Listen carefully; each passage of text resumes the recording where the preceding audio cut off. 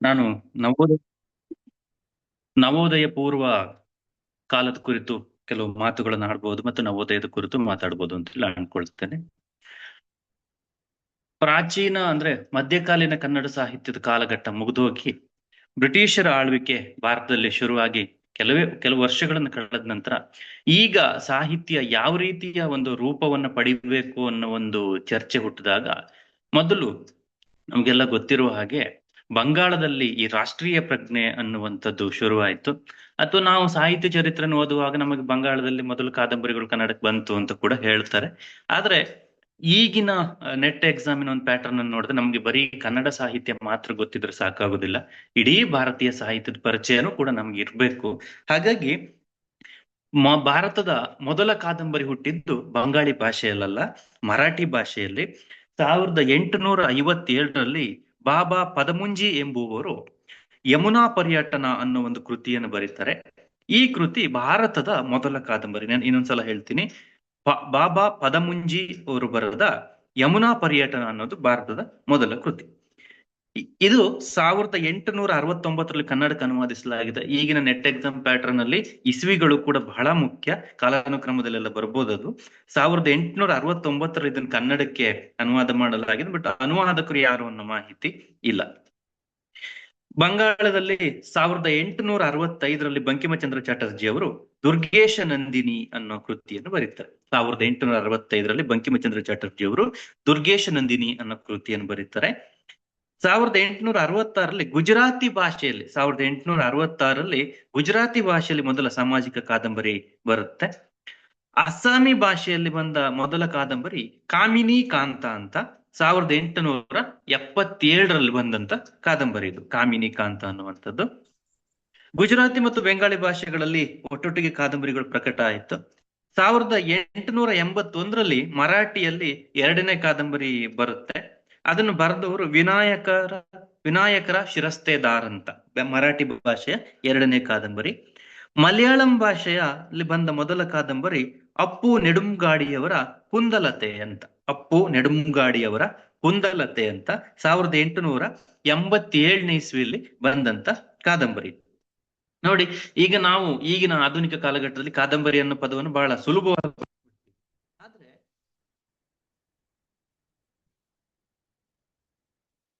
ಬಳಸ್ತೀವಿ. ಆದ್ರೆ ಈ ಕಾದಂಬರಿ ಅನ್ನೋ ಪದವೇ ಆರಂಭದಿಂದ ಬರಲಿಲ್ಲ. ಇದು ತುಂಬಾ ವಿನ್ಯಾಸಗಳನ್ನು ಹೊಂದಿ ಕಾದಂಬರಿ ಅನ್ನೋ ಪದ ಬಂತು. ನಮ್ಗೆ ಕನ್ನಡದವರಿಗೆ ಗೊತ್ತಿರುವ ಹಾಗೆ ನಾಗವರ್ಮನ ಕರ್ನಾಟಕ ಕಾದಂಬರಿ ಅಂತ ಹೇಳ್ತೀವಿ. ಆದ್ರೆ ಆಧುನಿಕ ಸಂದರ್ಭದಲ್ಲಿ ಇದು ಕಾದಂಬರಿ ಅಂತ ಬರಲಿಲ್ಲ. ಕನ್ನಡದಲ್ಲಿ ಕಾದಂಬರಿಯನ್ನ ವಚನ ಪ್ರಬಂಧ ಅಂತ ಹೇಳಿ ಕರಿತಾ ಇದ್ರು. ವಚನ ಪ್ರಬಂಧ ಅಂತೇಳಿ ಆರಂಭದಲ್ಲಿ ಕರಿತಾ ಇದ್ರು. ಕನ್ನಡದಲ್ಲಿ ತೆಲುಗಿನಿಂದ ಕನ್ನಡಕ್ಕೆ ಅನುವಾದ ಆದ ಮೊದಲ ಕಾದಂಬರಿ ಯಾವುದು ಅಂದ್ರೆ ಕೇಸರಿ ವಿಲಾಸ ಅಂತ. 1895ರಲ್ಲಿ ಕೇಸರಿ ವಿಲಾಸ ಅಂತ ಒಂದು ಕಾದಂಬರಿ ತೆಲುಗಿನಿಂದ ಕನ್ನಡಕ್ಕೆ ಅನುವಾದ ಆಗುತ್ತೆ. ಇದರಲ್ಲಿ ವಿಚಿತ್ರ ನೂತನ ವಚನ ಪ್ರಬಂಧ ಅಂತೇಳಿ ಕಾದಂಬರಿಗೆ ಹೇಳ್ತಾರೆ. ವಿಚಿತ್ರ ನೂತನ ವಚನ ಪ್ರಬಂಧ ಅಂತ. ತೆಲುಗು ಭಾಷೆಯಲ್ಲೂ ಕೂಡ ವಚನ ಪ್ರಬಂಧ ಅಂತಾನೆ ಕರಿತಾ ಇದ್ರು. ಇವತ್ತು ತೆಲುಗು ಭಾಷೆಯಲ್ಲಿ ಕಾದಂಬರಿನ ನವಲ ಅಂತ ಕರೀತಾರೆ. ಅದು ನಾವೆಲ್ ಅನ್ನುವ ಇಂಗ್ಲಿಷ್ ಭಾಷೆಯ ಒಂದು ಪದದಿಂದ ಬಂದಿರುವಂತದ್ದು. ನೋಡಿ, ಆಮೇಲೆ ನಲ್ಗತೆ, ನೀಳ್ಗತೆ ಅಂತ ಕರೀತಾ ಇದ್ರು. ಕೇರೂರು ವಾಸುದೇವಾಚಾರ್ಯರು 1908ರಲ್ಲಿ ಇಂದಿರೆ ಅನ್ನೋ ಕಾದಂಬರಿಯನ್ನು ಬರೀತಾರೆ. ಕೇರೂರು ವಾಸುದೇವಾಚಾರ್ಯರು ಅದರಲ್ಲಿ ನಲ್ಗತೆ ಅನ್ನೋ ಒಂದು ಪದವನ್ನು ಬಳಸ್ತಾರೆ. ಅವರು ಇಂದಿರೆ ಕಾದಂಬರಿಯಲ್ಲಿ ನಲ್ಗತೆ ಅಂತ. ಈ ಕೃತಿಗೆ ಹಿನ್ನುಡಿಯನ್ನು ಬರೆದವರು ರಂಗನಾಥರು ನವಕತೆ ಅಂತ ಪದವನ್ನು ಬಳಸಿದ್ದಾರೆ. ಈ ಕೃತಿ ಹಿನ್ನುಡಿಯನ್ನು ಬರೆದಿರುವಂತದ್ದು ರಂಗನಾಥರು ಅಂತ. ಅವ್ರ ನವಕತೆ ಅಥವಾ ಇನ್ನೊಂದು ಕಾದಂಬರಿಗೆ ಬಳಸಿರುವ ಇನ್ನೊಂದು ಪದ ಯಾವುದು ಅಂತಂದ್ರೆ ನವನ್ಯಾಸ ಅಂತ. ನವನ್ಯಾಸ ಅಂತ ಒಂದು ಪದ ಇದೆ. 1915ರಲ್ಲಿ ರಾಜ ಮಲಯ ಸಿಂಹ ಅಂತ ಒಂದು ಕಾದಂಬರಿ ಬರುತ್ತೆ 1915ರಲ್ಲಿ. ಇದನ್ನ ಕರ್ನಾಟಕ ವಚನ ಕಾವ್ಯ ಅಂತ ಹೇಳಿ ಕರೆದ್ರು.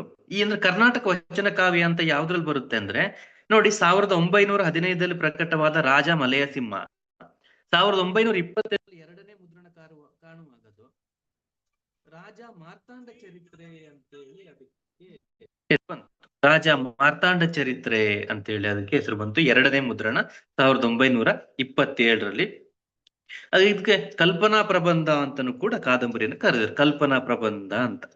ನೋಡ್ರಿ, ಇವತ್ತು ನಾವು ಹಿಂದಿ ಭಾಷೆಯಲ್ಲಿ ಉಪನ್ಯಾಸ ಅಂತ ಒಂದು ಪದವನ್ನು ಬಳಸ್ತೀವಿ ಕಾದಂಬರಿಗೆ. ಬಂಗಾಳಿ ಭಾಷೆಯಲ್ಲಿ ಕಾದಂಬರಿ ಪ್ರಕಾರ ಬಂದ ಕಾದಂಬರಿ ಅಂತ ಕರೆದೆ ಉಪನ್ಯಾಸ ಅಂತಾನೆ ಕರೀತಾ ಇದ್ರು. 1895ರಲ್ಲಿ ಬಂಕಿಮಚಂದ್ರ ಚಟರ್ಜಿ ಅವರ ದುರ್ಗೇಶ ನಂದಿನಿ ಕನ್ನಡಕ್ಕೆ ಬಂತು. ಹೆಚ್ಚು ಕಮ್ಮಿ ಅದು ಆ ಭಾಷೆಯಲ್ಲಿ ಬಂದು ಒಂದು ಹತ್ರ 29 ವರ್ಷಗಳ ನಂತರ ಕನ್ನಡ ಭಾಷೆಗೆ ಬಂತದ್ದು ದುರ್ಗೇಶ ನಂದಿನಿ ಕನ್ನಡಕ್ಕೆ. ಇದನ್ನು ಉಪನ್ಯಾಸ ಅಂತ ಕರೆದಿದ್ದಾರೆ. ಹಾಗಾಗಿ ಈ ಸಂದರ್ಭದಲ್ಲಿ ಕಾದಂಬರಿ ಅನ್ನೋ ಪದ ಅಷ್ಟು ಜನಪ್ರಿಯ ಆಗಿರ್ಲಿಲ್ಲ. 1892ರಲ್ಲಿ ಕನ್ನಡದ ಮೊದಲ ಪತ್ತೆದಾರಿ ಕಾದಂಬರಿ ಅಂತ ಕರೆಯುವ ಲಕ್ಷ್ಮಣರಾವ್ ಭೀಮರಾವ್ ಗದಕ್ಕರ್ ಅವರ ಸೂರ್ಯಕಾಂತ ಅನ್ನೋ ಕಾದಂಬರಿ ಬರುತ್ತೆ. 1890 ಕನ್ನಡದ ಮೊದಲ ಪತ್ತೆದಾರಿ ಕಾದಂಬರಿ. ಈ ಕಾದಂಬರಿ ಎಂಬ ಪದವು ಇಲ್ಲಿ ಸೂಚನೆ ಆಗುದು ಗೊತ್ತಾಗುತ್ತೆ ಯಾವಾಗ ಲಕ್ಷ್ಮಣರಾವ್ ಗದಕ್ಕರ್ ಅವರು ಕೃತಿಯನ್ನು ಬರೀತಾರೆ ಸೂರ್ಯಕಾಂತ. ಅದರ ನಂತರ ಇದಕ್ಕೆ ಈ ಪದ ಸರಿಯಾಗಿ ಬಳಕೆ ಆಯಿತು ಕಾದಂಬರಿ ಅಂತ. ನೋಡಿ, ಇದೇ ಲೇಖಕರು ಯಾರು, ಲಕ್ಷ್ಮಣರಾವ್ ಗದಕ್ಕರ್ ಅವರು 1896ರಲ್ಲಿ ಚಂದ್ರಪ್ರಭಾ ಅಂತ ಒಂದು ಕಾದಂಬರಿಯನ್ನು ಬರೀತಾರೆ, ಚಂದ್ರಪ್ರಭಾ ಅಂತ. ಇದರಲ್ಲಿ ಹೊಸ ಕಾದಂಬರಿ ಅನ್ನೋ ಪದವನ್ನ ಬಳಸ್ತಾರೆ ಚಂದ್ರಪ್ರಭಾದಲ್ಲಿ. 1800ರಲ್ಲಿ ಪ್ರಕಟವಾದ ಮರಾಠಿಯ ವಿಚಿತ್ರಪುರಿ ಅನ್ನೋ ಇಂಗ್ಲಿಷ್ ಪ್ರಕಾರದ ಸುದೀರ್ಘವಾದ ಕಥೆಯನ್ನ ಕಾದಂಬರಿ ಎಂದು ಸ್ಥೂಲವಾಗಿ. ಓಕೆ, ಇನ್ ಮುಂದೆ ಇಸ್ವಿನ್ ಹೇಳುವಾಗ 2 ಸಲ ಹೇಳ್ತೀನಿ. ಸಂಸ್ಕೃತದಲ್ಲಿ ಸುದೀರ್ಘವಾದ ಕಥೆಗಳಿವೆ. ಹಾಗಾಗಿ ನೋಡಿ, ಬಂಗಾಳಿ ಕಾದಂಬರಿಗಳನ್ನ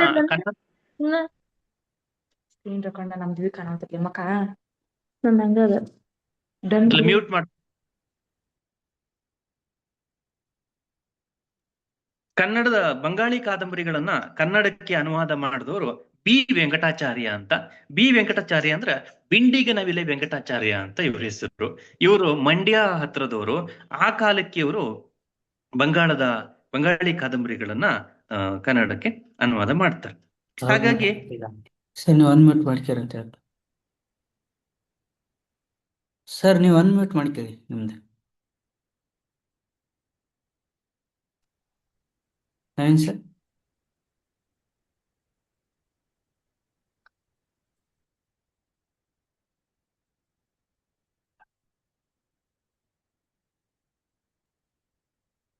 ಕೇಳಿಸ್ತಿದ್ಯಾ ಸಚಿನ್? ಕೇಳಿಸ್ತಿದ್ಯಾ? ಕೇಳಿಸ್ತಿದೆ ಸರ್. ಬಿ ವೆಂಕಟಾಚಾರ್ಯ ಅವರು ನಮ್ಮ ಮಂಡ್ಯ ಸಮೀಪದ ಬೆಂಡಿಗ ನವಿಲೆ ಅವರು. ಹಾಗಾಗಿ ಬಿ ವೆಂಕಟಾಚಾರ್ಯ ಬಂಗಾಳಿ ಕಾದಂಬರಿಗಳನ್ನ ಕನ್ನಡಕ್ಕೆ ಅನುವಾದ ಮಾಡ್ತಾರೆ.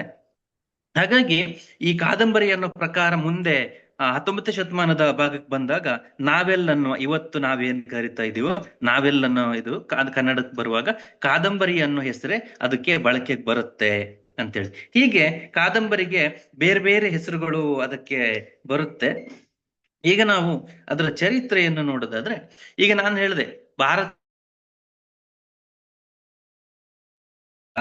ಆದ್ರೆ ನಮ್ಗೆ ಕನ್ನಡಕ್ಕೆ ಕಾದಂಬರಿಗಳು ಬಂದಿರೋದು ಮಾತ್ರ ಮೊದಲಿಗೆ ಬಂಗಾಳಿ ಭಾಷೆಯಿಂದ ಅನ್ನೋದನ್ನ ನೋಡ್ಬೇಕು. ಈಗ ನಮ್ಗೆ ಸಾಮಾನ್ಯವಾಗಿ ಬಂಗಾಳದ ಬಂಕಿಮಚಂದ್ರ ಚಟರ್ಜಿ ಅವರು, ಶರತ್ ಚಂದ್ರ ಚಟರ್ಜಿ ಅವರು, ಇವರು ಹೆಸರುಗಳನ್ನೆಲ್ಲ ನಾವು ಕೇಳಿರ್ತೀವಿ. ಆದ್ರೆ ಬಂಗಾಳದಲ್ಲಿ ಇವ್ರು ಮಾತ್ರ ಅಲ್ಲದೆ ಕೃಷ್ಣ ವಿಹಾರಿ ಸೇನ್, ರಮೇಶ್ ಚಂದ್ರ ದತ್ತ, ಬಿಂಕು ಬಿಹಾರಿದಾರ್, ಹರಿಪ್ರಸಾದ ಶಾಸ್ತ್ರಿ, ದಾಮೋದರ ಮುಖ್ಯೋಪಾಧ್ಯಾಯ, ಯೋಗೀಂದ್ರನಾಥ ಚಟ್ಟೋಪಾಧ್ಯಾಯ, ನನಿಲಾಲ ಈ ಒಂದೋಪಾಧ್ಯಾಯ ಮುಂತಾದವರು, ಇವರ ಕೃತಿಗಳೆಲ್ಲ ಕನ್ನಡಕ್ಕೆ ಅನುವಾದ ಆಗಿದೆ. ನೋಡಿ, ಈಗ ನಾನು ಬಿ ವೆಂಕಟಾಚಾರ್ಯ ಅವರು ಅನುವಾದ ಮಾಡಿರೋದನ್ನ ಹೇಳಿದೆ.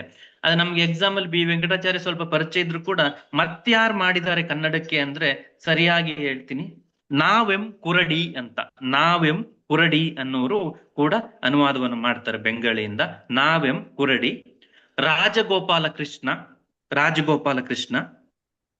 MP ಪೂಜಾರ, ವೆಂಕಟಾದ್ರಿ ಶಾಸ್ತ್ರಿ, ಇವರು ಬಂಗಾಳಿಯಿಂದ ಕನ್ನಡಕ್ಕೆ ಅನುವಾದ ಮಾಡ್ತಾರೆ. ಇನ್ನೊಂದ್ಸಲ ಹೇಳ್ತೀನಿ, ಬಿ ವೆಂಕಟಾಚಾರ್ಯರು, ನಾವೆಂ ಕುರಡಿ, ರಾಜಗೋಪಾಲ ಕೃಷ್ಣ, MP ಪೂಜಾರ, ವೆಂಕಟಾದ್ರಿ ಶಾಸ್ತ್ರಿ, ಇವರೆಲ್ಲರೂ ಕೂಡ ಕನ್ನಡಕ್ಕೆ ಅನುವಾದ ಮಾಡ್ತಾರೆ.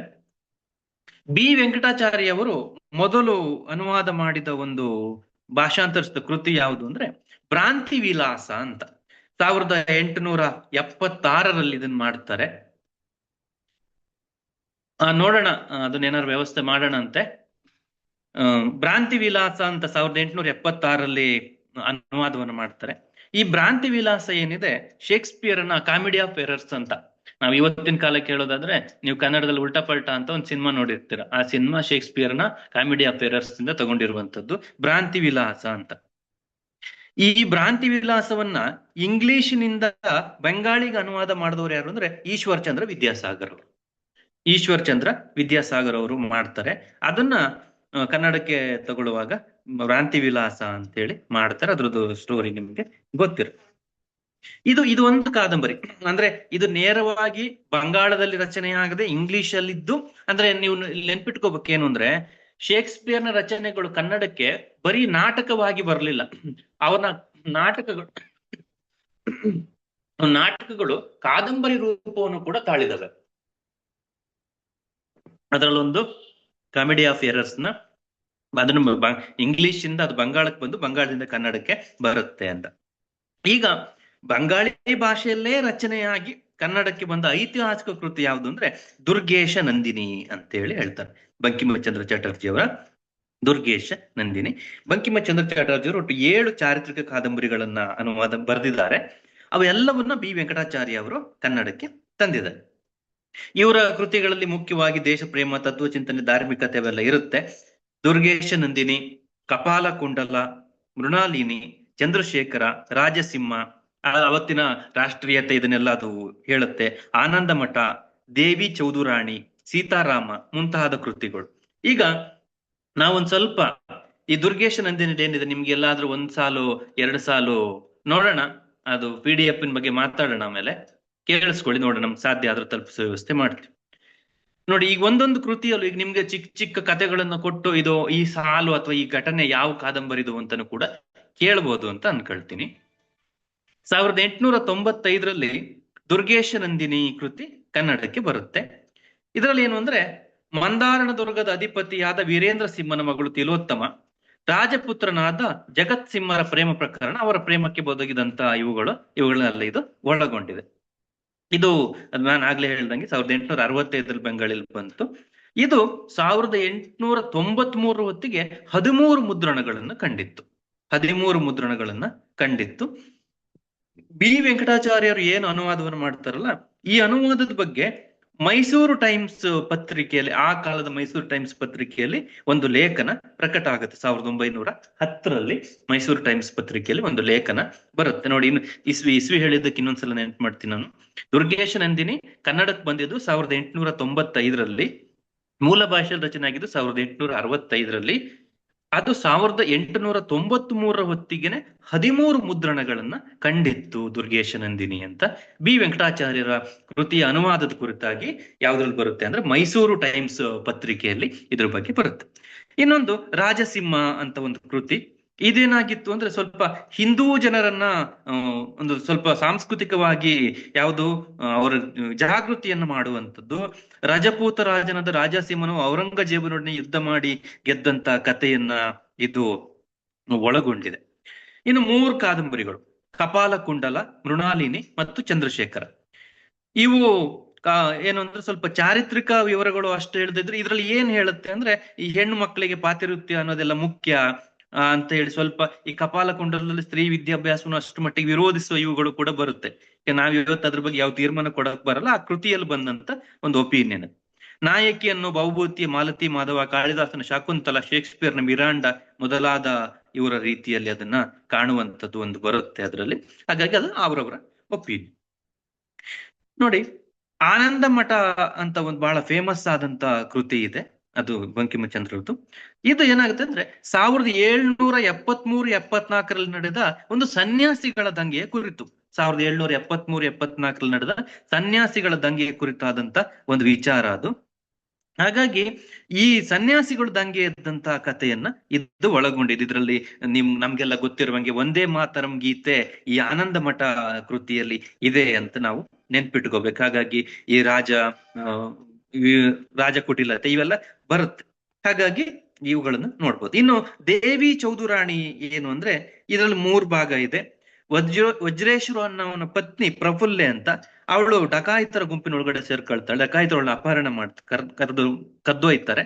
ಆಮೇಲೆ ಅವಳು ಅದನ್ನ ತಪ್ಪಿಸ್ಕೊಂಡು ಮತ್ತೆ ಗಂಡನ ಸೇರ್ತಾಳೆ. ಅದ್ರ ಮಧ್ಯೆ ನಡೆಯುವಂತ ಘಟನೆಗಳು. ಹಾಗಾಗಿ ಇದು ಜೊತೆಗೆ ಭಗವದ್ಗೀತೆ, ಜ್ಞಾನ, ಭಕ್ತಿ, ಕರ್ಮಯೋಗಗಳ ಕುರಿತಾಗಿಯೂ ಕೂಡ ದೇವಿ ಚೌಧುರಾಣಿ ಕೃತಿಯಲ್ಲಿ ಇದೆ ಅನ್ನೋದನ್ನ ನೆನ್ಪಿಟ್ಕೋಬೇಕು.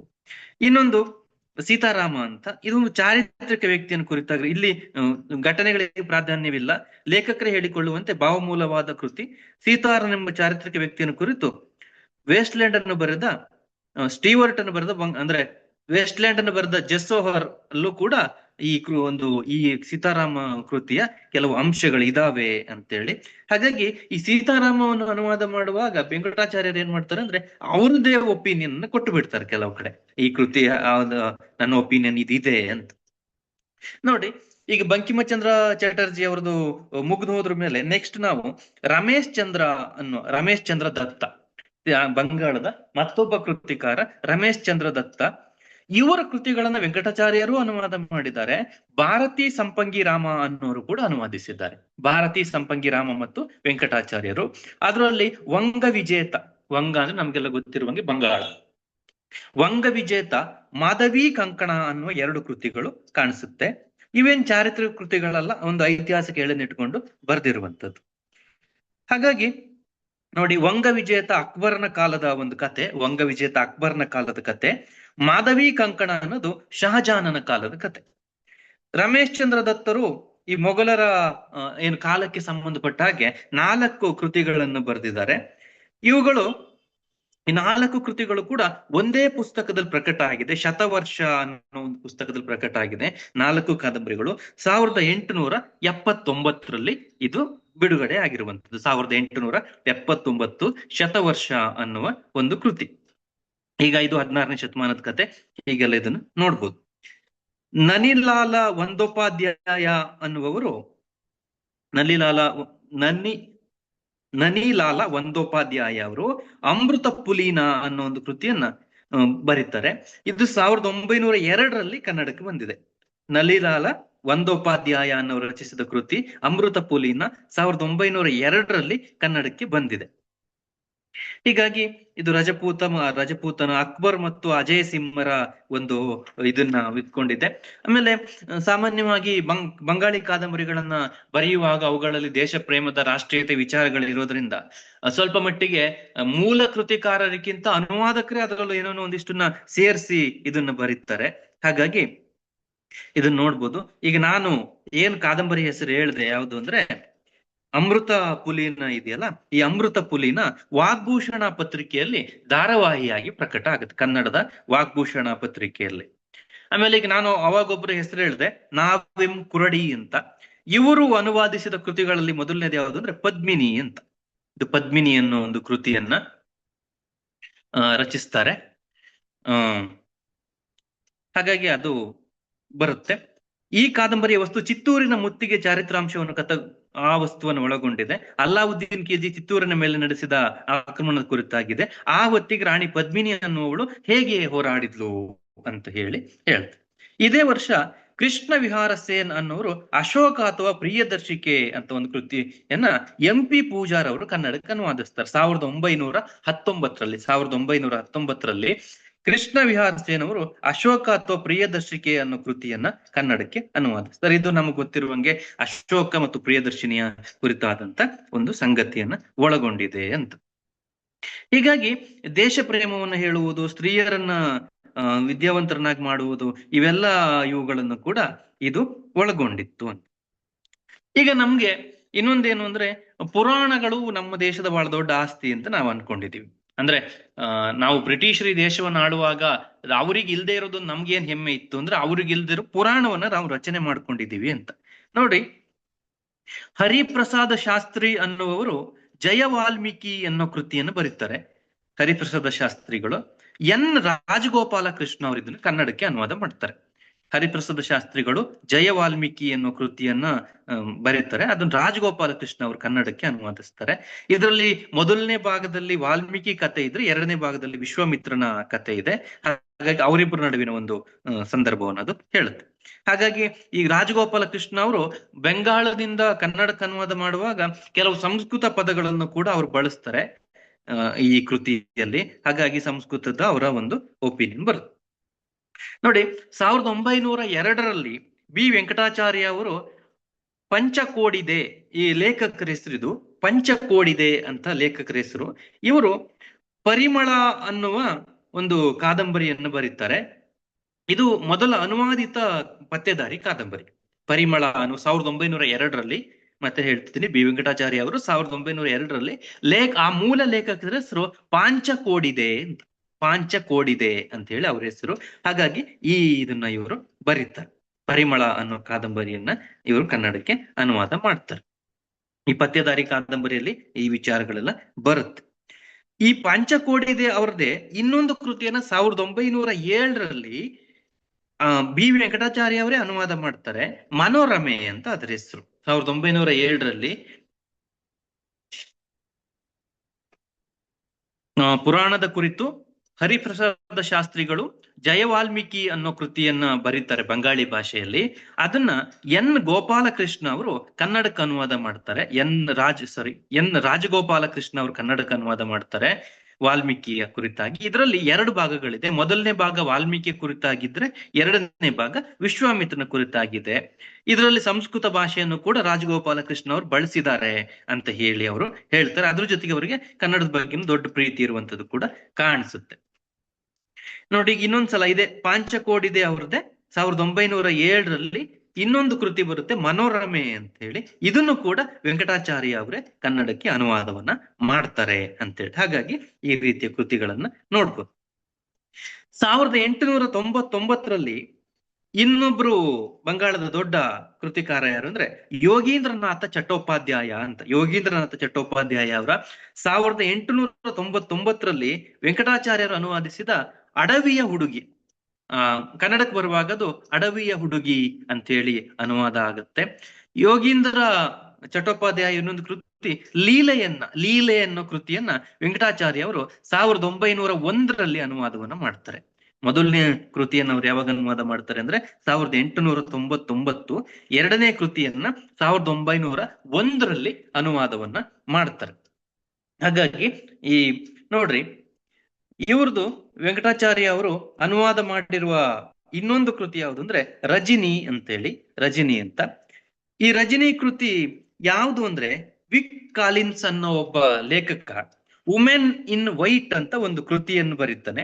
ಆ ರಜನಿ ಕೃತಿಗೆ ಯಾವ್ದು ಮೂಲ ಕೃತಿ ಅಂದ್ರೆ ವುಮೆನ್ ಇನ್ ವೈಟ್ ಅಂತ ಹೇಳಿ ಅನ್ನುವಂಥದ್ದೇ ಈ ಮೂಲ ಲೇಖಕನ ಹೆಸರು ವಿಕ್ಕಿ ಕಾಲಿನ್ಸ್ ಅಂತ ಹೇಳಿ. ಅವನು ವುಮೆನ್ ಇನ್ ವೈಟ್ ಅಂತ ಹೇಳಿ.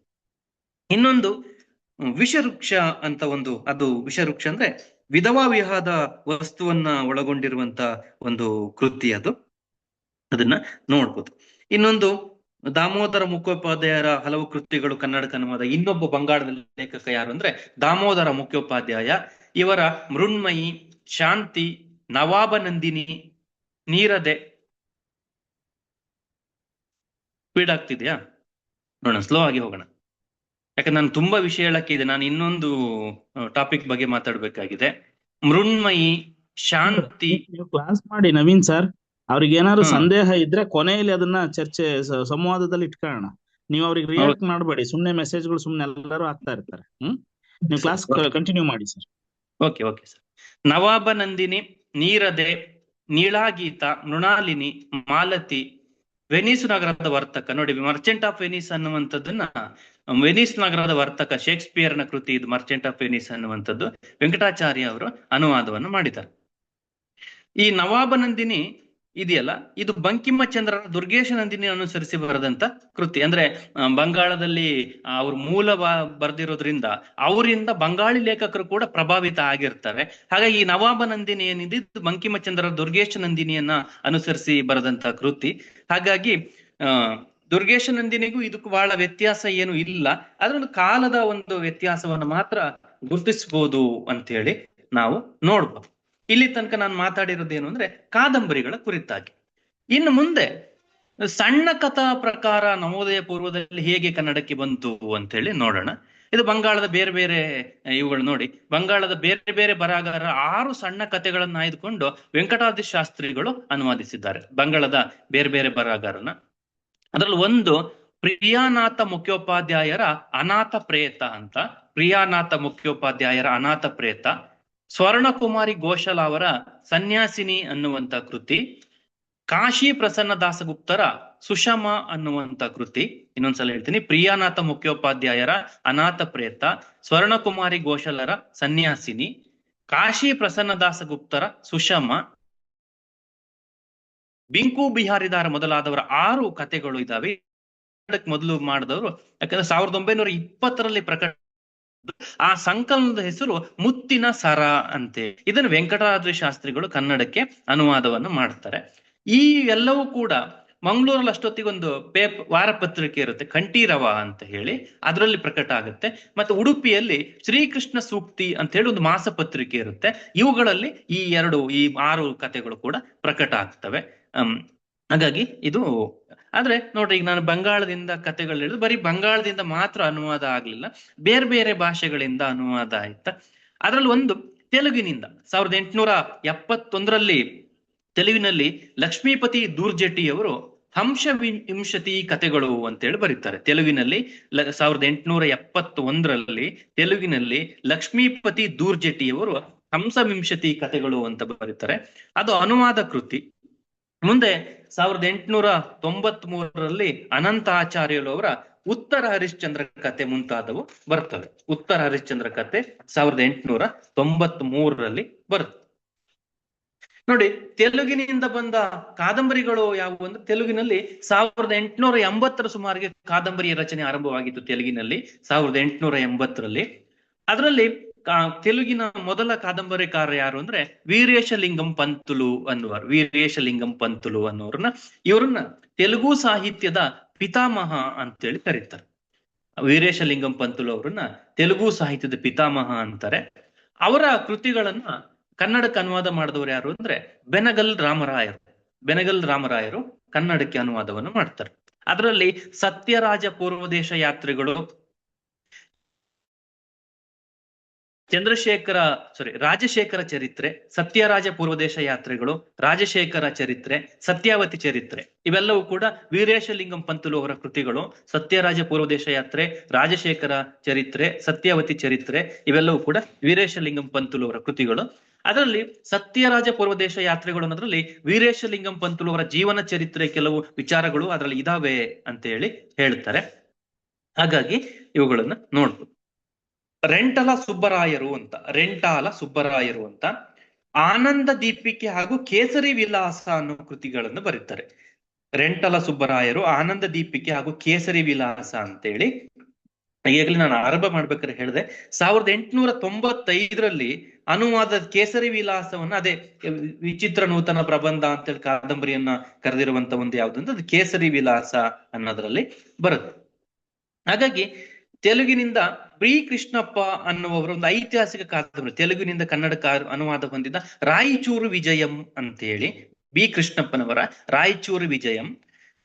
ಇದನ್ನ ಅದ್ ಕನ್ನಡಕ್ಕೆ ಬರುವಾಗ ರಾಯಚೂರು ವಿಜಯಂ ಅನ್ನೋ ಕೆಲವೇ ಐತಿಹಾಸಿಕ ಕಾದಂಬರಿ ಅದು ಹಂಗ್ ಬರುತ್ತೆ.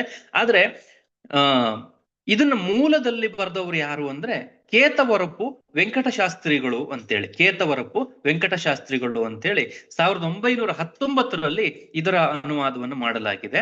1919ರಲ್ಲಿ ಇದರ ಅನುವಾದವನ್ನ ಮಾಡಲಾಗಿದೆ ಅಂತೇಳಿ. ಇನ್ನೊಂದು ಐತಿಹಾಸಿಕ ಕಾದಂಬರಿ 1920ರಲ್ಲಿ ಪ್ರಕಟವಾಗುತ್ತೆ. ತೆಲುಗಿನಲ್ಲಿ ಬಿ ನಾರಾಯಣಮೂರ್ತಿ ಅವರು ಬರೆದ ವಿಮಲಾದೇವಿ ಅನ್ನುವ ಕೃತಿ. ತೆಲುಗಲ್ಲಿ ಬಿ ನಾರಾಯಣಮೂರ್ತಿ ಅವರು ಬರೆದ ವಿಮಲಾದೇವಿ ಅನ್ನುವ ಕೃತಿ. TN ಶರ್ಮಾ ಅನ್ನುವವರು ಇದನ್ನ ಕನ್ನಡಕ್ಕೆ ಅನುವಾದ ಮಾಡ್ತಾರೆ. ಇದು ರಜಪೂತನ ಮಗನಾದ ಶಿವಸಿಂಹ ಮತ್ತು ವಿಮಲಾದೇವಿಯ ಕಥೆ ಇದೆ. ರಜಪೂತನ ಔರಂಗಜೇಬನು ರಜಪೂತ ಸ್ತ್ರೀಯರನ್ನ ವಿವಾಹ ಮಾಡಿಕೊಳ್ಳುವಂಥದ್ದು, ಅದನ್ನ ವಿಮಲಾದೇವಿ ಪ್ರತಿಭಟಿಸುವುದು, ಇವೆಲ್ಲ ಮೊಘಲರ ಸಂಚನ್ನು ಎಲ್ಲ ನಾಶ ಮಾಡುವಂಥದ್ದು ಈ ತರದ ಕೃತಿ. ಆದ್ರಿಂದ ವಿಮಲಾದೇವಿ ಅನ್ನುವ ಕೃತಿಯಲ್ಲಿ ಇದೆ. ನೋಡಿ, ಇದೆಲ್ಲ ಭಾರತೀಯ ಭಾಷೆಗಳಿಂದ ಆಗಿರುವ ಅನುವಾದ ಆಗದಾದ್ರೆ ನಾವು ಇಂಗ್ಲಿಷಿಗೆ ಹೋಗ್ಬೇಕು. ಆವಾಗ ಬ್ರಿಟಿಷರು ಭಾರತವನ್ನು ಆಳ್ತಿದ್ರಲ್ವಾ. ಇಂಗ್ಲಿಷಿನಿಂದ ಕನ್ನಡಕ್ಕೆ ಮೊಟ್ಟ ಮೊದಲು ಅನುವಾದವಾದ ಗ್ರಂಥ ಯಾವುದು ಅಂದ್ರೆ ಯಾಂತ್ರಿಕನ ಸಂಚಾರ ಅಂತ. ಇಂಗ್ಲಿಷಿಂದ ಕನ್ನಡಕ್ಕೆ ಅನುವಾದ ಆದ ಮೊದಲ ಕೃತಿ ಯಾಂತ್ರಿಕನ ಸಂಚಾರ ಅಂತ. 1847ರಲ್ಲಿ R. ವೈಗಲ್ ಇದನ್ನ ಅನುವಾದ ಮಾಡ್ತಾರೆ. 1847ರಲ್ಲಿ R. ವೈಗಲ್ ಇದನ್ನ ಅನುವಾದ ಮಾಡ್ತಾರೆ. ಬಟ್ ಈ ಕೃತಿಯ ಒಂದು ಸಮಸ್ಯೆ, ಅಥವಾ ಸಮಸ್ಯೆ ಅಂತ ಹೇಳಬಾರ್ದು, ಆ ಕಾಲದ ಒಂದು ದೃಷ್ಟಿಕೋನ ಅದು.